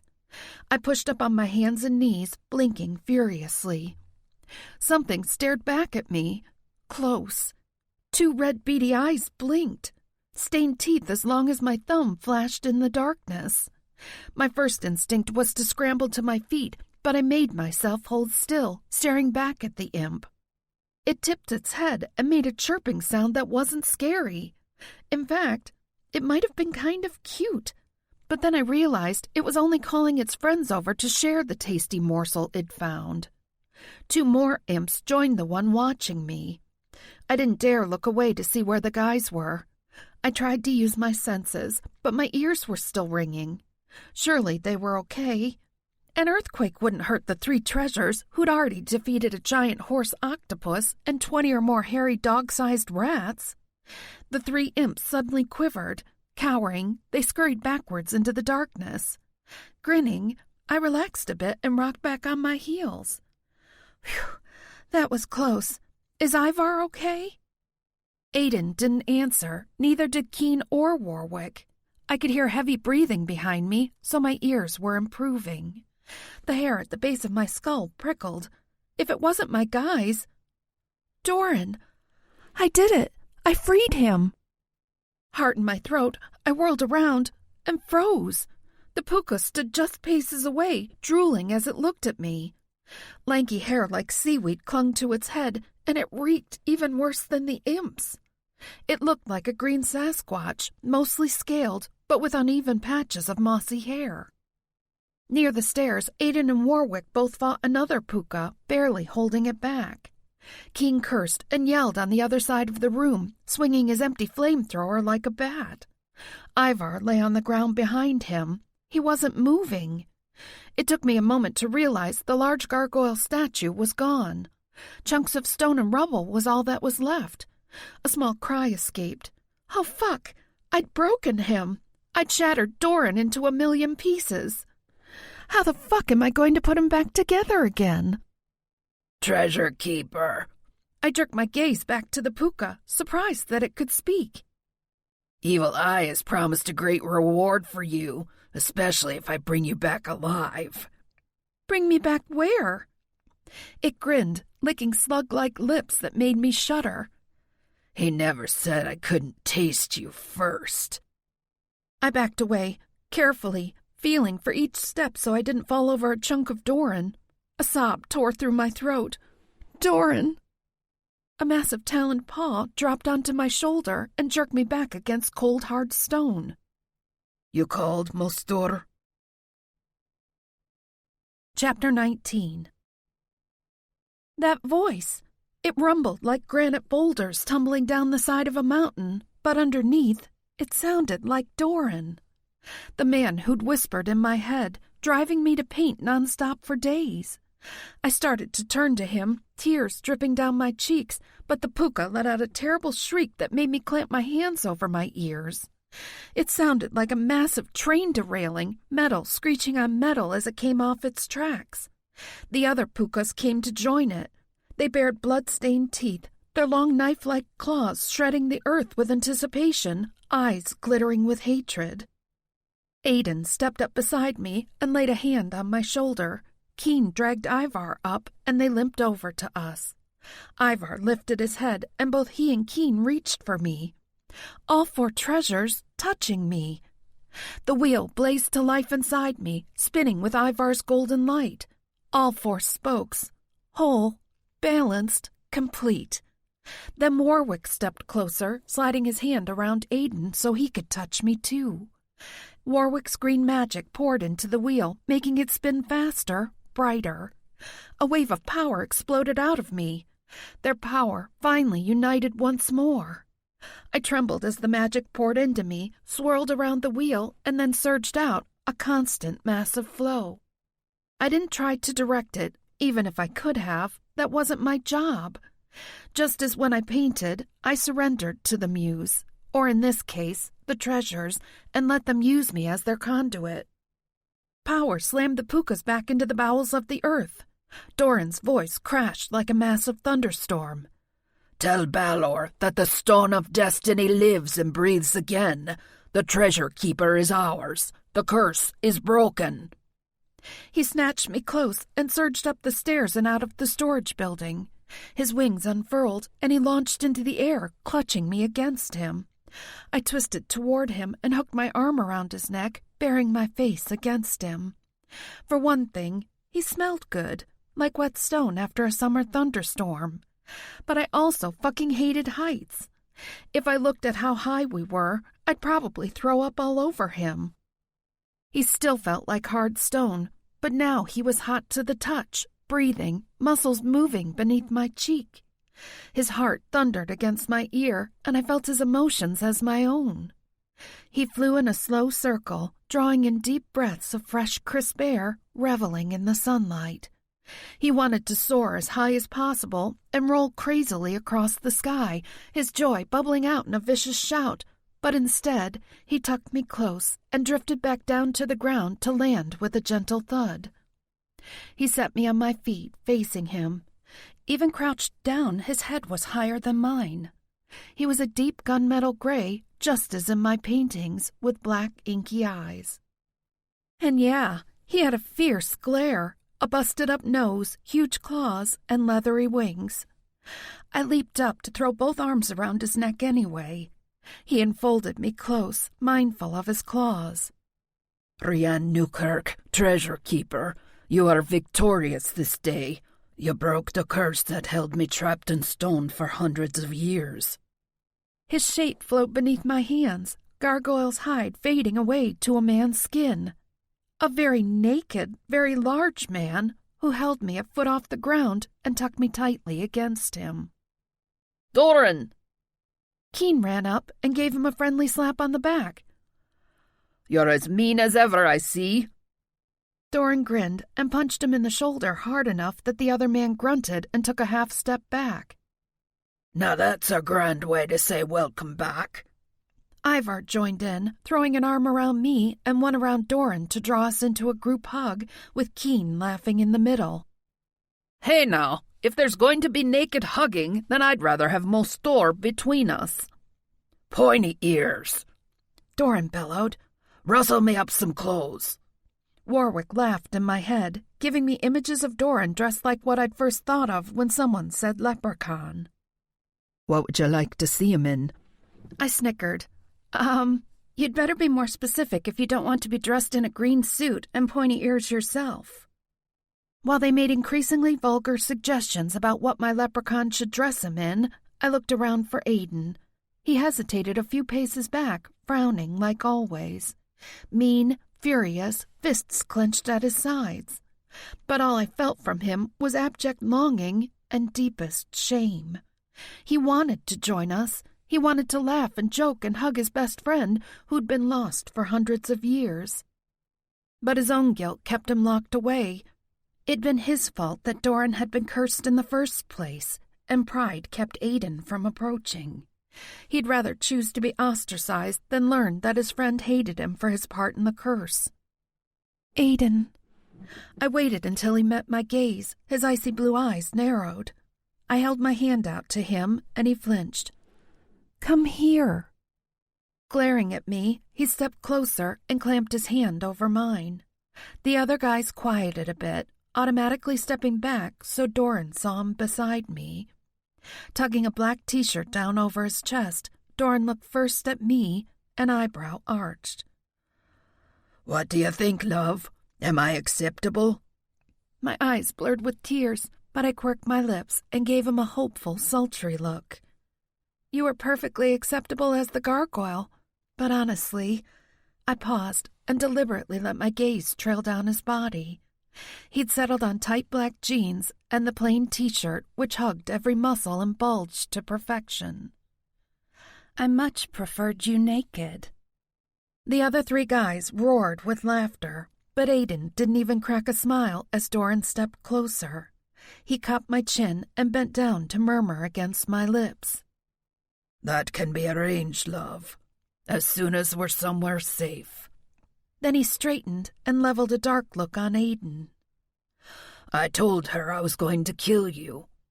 Aiden's eyes flared and he swallowed hard, but to his credit, he didn't step away or back down. In fact, he nodded and took a deep breath. I figured as much. Doran took a step closer to him and dropped a heavy hand on his shoulder, sliding his big palm up to the back of Aiden's neck, while Aiden stood there, grim-faced and braced for a killing blow. Squeezing him hard enough that Aiden bared his teeth, Doran leaned down with an equally fierce glare. You bleeding shite. Then he dragged him tight into a vicious hug. The next time she fucking asks you to do something, I don't care what it is, I expect you to help so she's not forced to steal your wheels to get you to act. Aiden pounded him on the back, his voice muffled and hoarse. I'm sorry. Those two words echoed between them. Aiden meant it 1,000 times over for everything from the curse, his betrayal, the pain and torture of their deaths since, and finally his refusal to help me when I'd asked. And Doran knew it without demanding a complete explanation. That was enough, for him and for me. He scooped me up and gave me a toss in the air, making me let out an embarrassing gasp. I told myself it was a gasp, not a screech, or worse, a squeal. Pointy ears, take us home. Chapter 20. Home to Warwick meant Shamrocked. I sat at the bar once more, in my seat, but the bar was crowded with my men. The bikers had stayed behind to make a more leisurely trip home, and I wasn't surprised at all when Vivi stayed with Hammer. The way he went roaring off into the sunset with her arms clutched around his waist, her red hair whipping behind them, told me I might not see my best friend for quite some time. I hoped she had a grand time, and I couldn't wait to be her bridesmaid. Warwick set a frosty pint in front of me and then bent down, elbow on the bar, chin in hand, a smile flickering on his lips as I drained the whole thing. I swear, you have the best Guinness in the world. Doran sat on my left, his right hand jammed into the waistband of my jeans against my lower back. Enough to be possessive, but not crude, at least not yet. He slammed back a shot of whiskey with the other 3 guys and roared, "Another round, pointy ears." Warwick arched a brow at him, but grabbed the bottle of amber liquid and poured each of them another round. "Considering I was the one who made it possible for you to connect with Rianne through the statue, I suggest you remember my proper name." "Or?" Warwick winked at me and gave a casual toss of his head that sent his black hair shimmering down his back. His hair reached his buttocks now. Every time I looked at him, I swore his hair was longer. "Or the next time you ask for clothes, maybe I'll tie a bright red bow around your dick and forget the rest." "Speaking of dicks," Keen began. "Shut your fucking mouth," Aiden broke in, but Keen refused to drop it. "She's grabbed Aiden's twice now, but she made me and Warwick come already." "Is that so?" Doran turned enough to give me a heavy-lidded look that made me stammer. "Only kissing, as I promised. Except I did grab Aiden's junk. He was being difficult." "Was he now?" Doran said in that low grumble that made my insides quiver. "I hope you gave him a good hard squeeze then." I gulped, and Aiden laughed. "Aye, she did. Though somehow I never did learn whatever lesson she was trying to give me. I guess I'm too hard-headed. She'll likely have to grab me again, many times." Doran seized the waistband of my jeans and lifted me up onto the bar in front of him. This time, I did squawk. I couldn't help it. "I'm going to need this lesson too, but first I feel the need to show you how much we treasure you. All of us. Aye, lads?" "Aye," the rest of them said in unison. I had no idea what that meant, but the fire burning in Doran's eyes told me it was going to be good. Very good indeed. "Your Highness, Warwick Greenshanks, Prince of the Summer Isle, would you be so kind as to dress Monsieur in something more accessible?" "Prince Leprechaun?" I looked over my shoulder, and he bowed low, though his emerald eyes remained locked to mine. "It will be my great pleasure, Your Highness Doran Stoneheart, Prince of the Windswept Moors."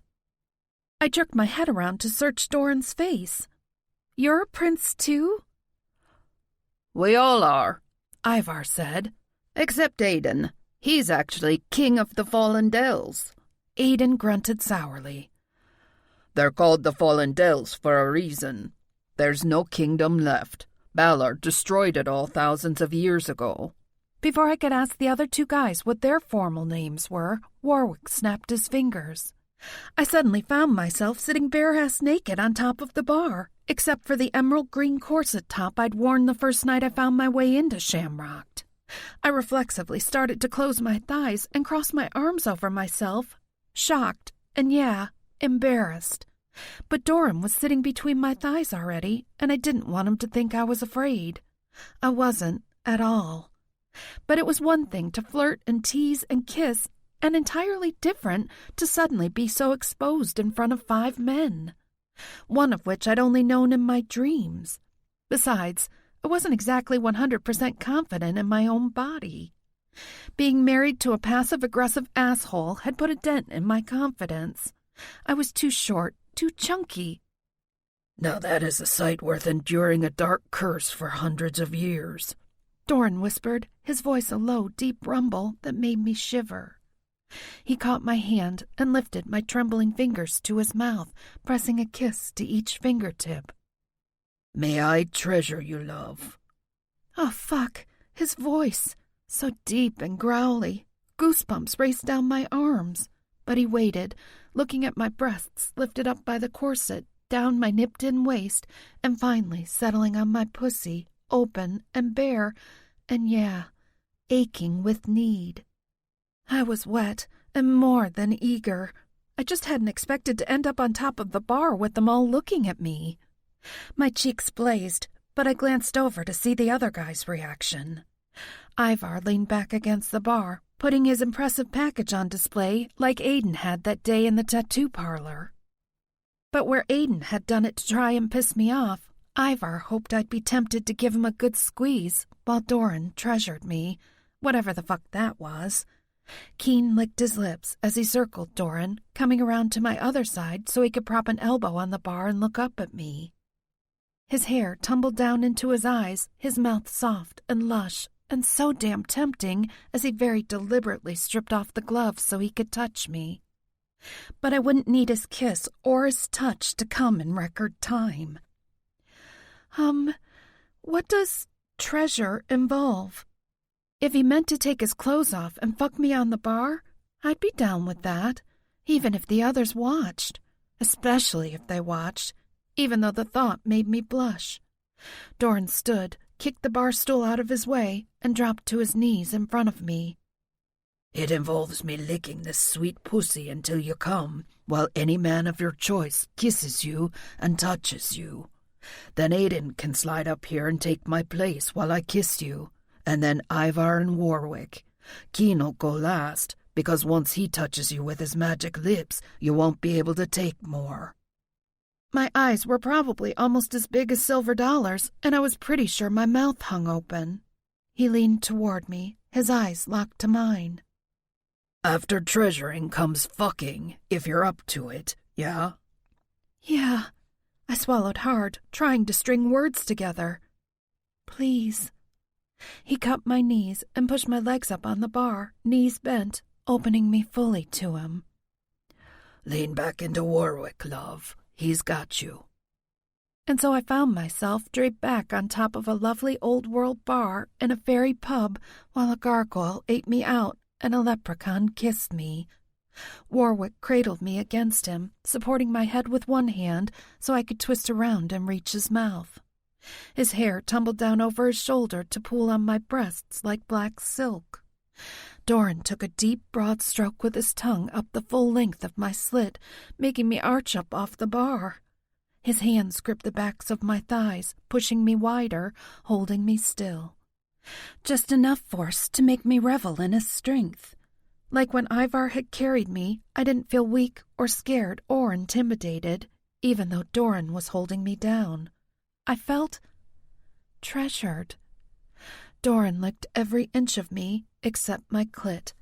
He wasn't a man afraid to get dirty either.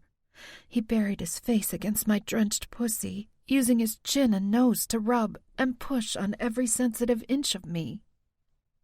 He slid a thick finger into me and stroked and twisted and pushed harder, filling me up. Drawing a ragged cry from my lips, I snagged a handful of Warwick's hair in my left hand and gripped the back of Doran's head with my other. He finally sucked my clit into his mouth, and I lost it. My hips twitched, and I shook beneath his mouth, struggling to free my legs. But he kept me spread wide on the bar, my body open so he could plunge his tongue deep. He groaned against me, tasting my cream, and that set off a whole new round of tremors. Someone lifted my thigh and pushed his shoulders underneath my knee, draping my leg across his back. I forced my eyes open, and Aiden flashed a dark, hungry look at me as he lowered his mouth to my flesh. Doran came up on my other side and tugged the corset lower so he could slip his fingers down inside. He lifted my breasts out, pillowing them on top of the corset. Look at yourself, Rian. Look how gorgeous you are. Your nipples are lush and hard, eager for my mouth, begging me to lose my mind and sink balls deep into you, even though I promised you could have us all treasure you first.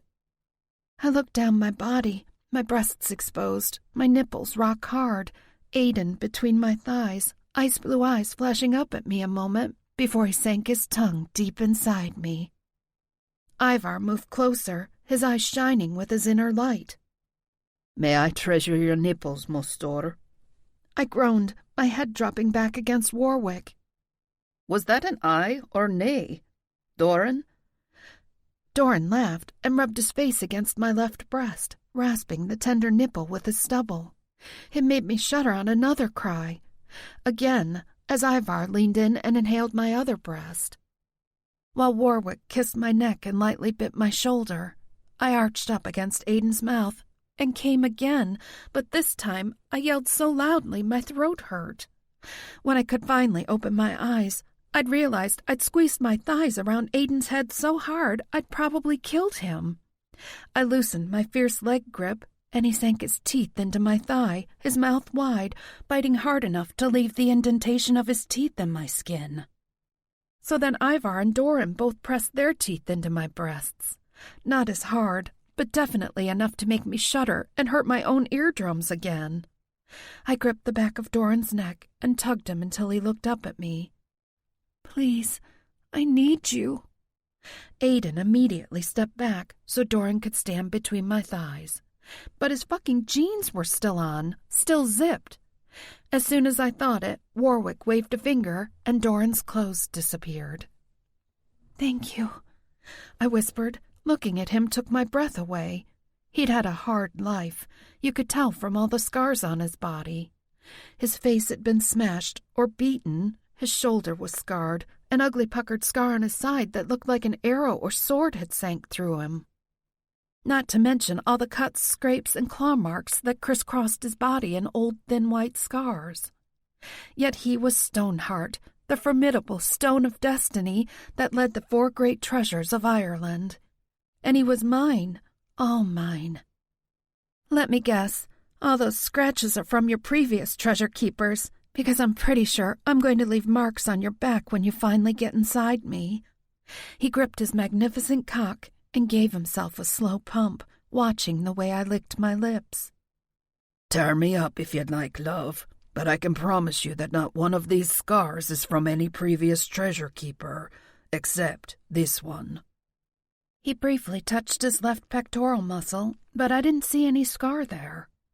"You, Rian, you have left a deep wound in my heart that only you can fill. You found me when everyone else had given up. When countless others failed, you went against my own friends and bent them to your will in order to save me. You painted day and night, fighting your own exhaustion to find me. So if you have any wish at all, I will meet that need or die trying." My bottom lip trembled, but I managed to say, "I have a wish." His eyes flared with intensity, and he stepped closer, leaning down over me. "Aye, love. What is it?"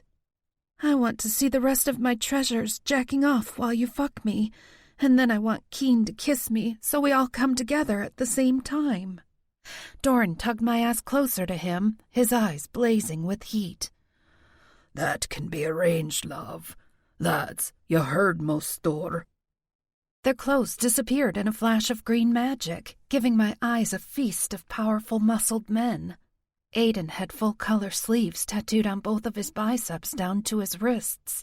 Ivar had roses and skulls inked across his chest, with a heavy sword that looked like it pierced his heart. Only instead of blood, rays of light burned from the wound.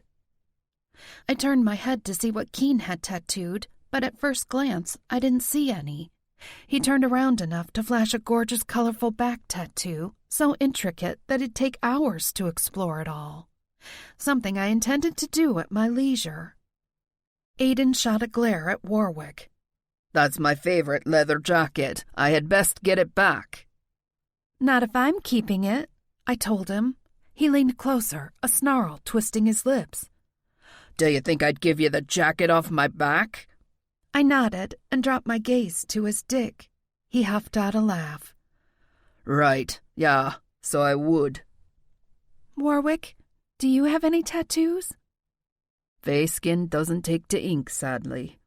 It dawned on me that I wouldn't be able to see him, not if he was behind the bar. "Can you come around where I can see you?" I've got a better idea. Suddenly my head popped up, supported on his chest. He lay flat on his back on the bar perpendicular to me. And yeah, turning my head, I could watch the way his long, graceful fingers stroked over his erection. Doran made a low sound that drew my gaze back to him. "Are we all arranged to your satisfaction, love?" My cheeks colored, and I nodded, reaching up as he came down to me so I could entwine my arms around his neck. "Does this bother you?" He frowned. This? Having them all here so I can watch them.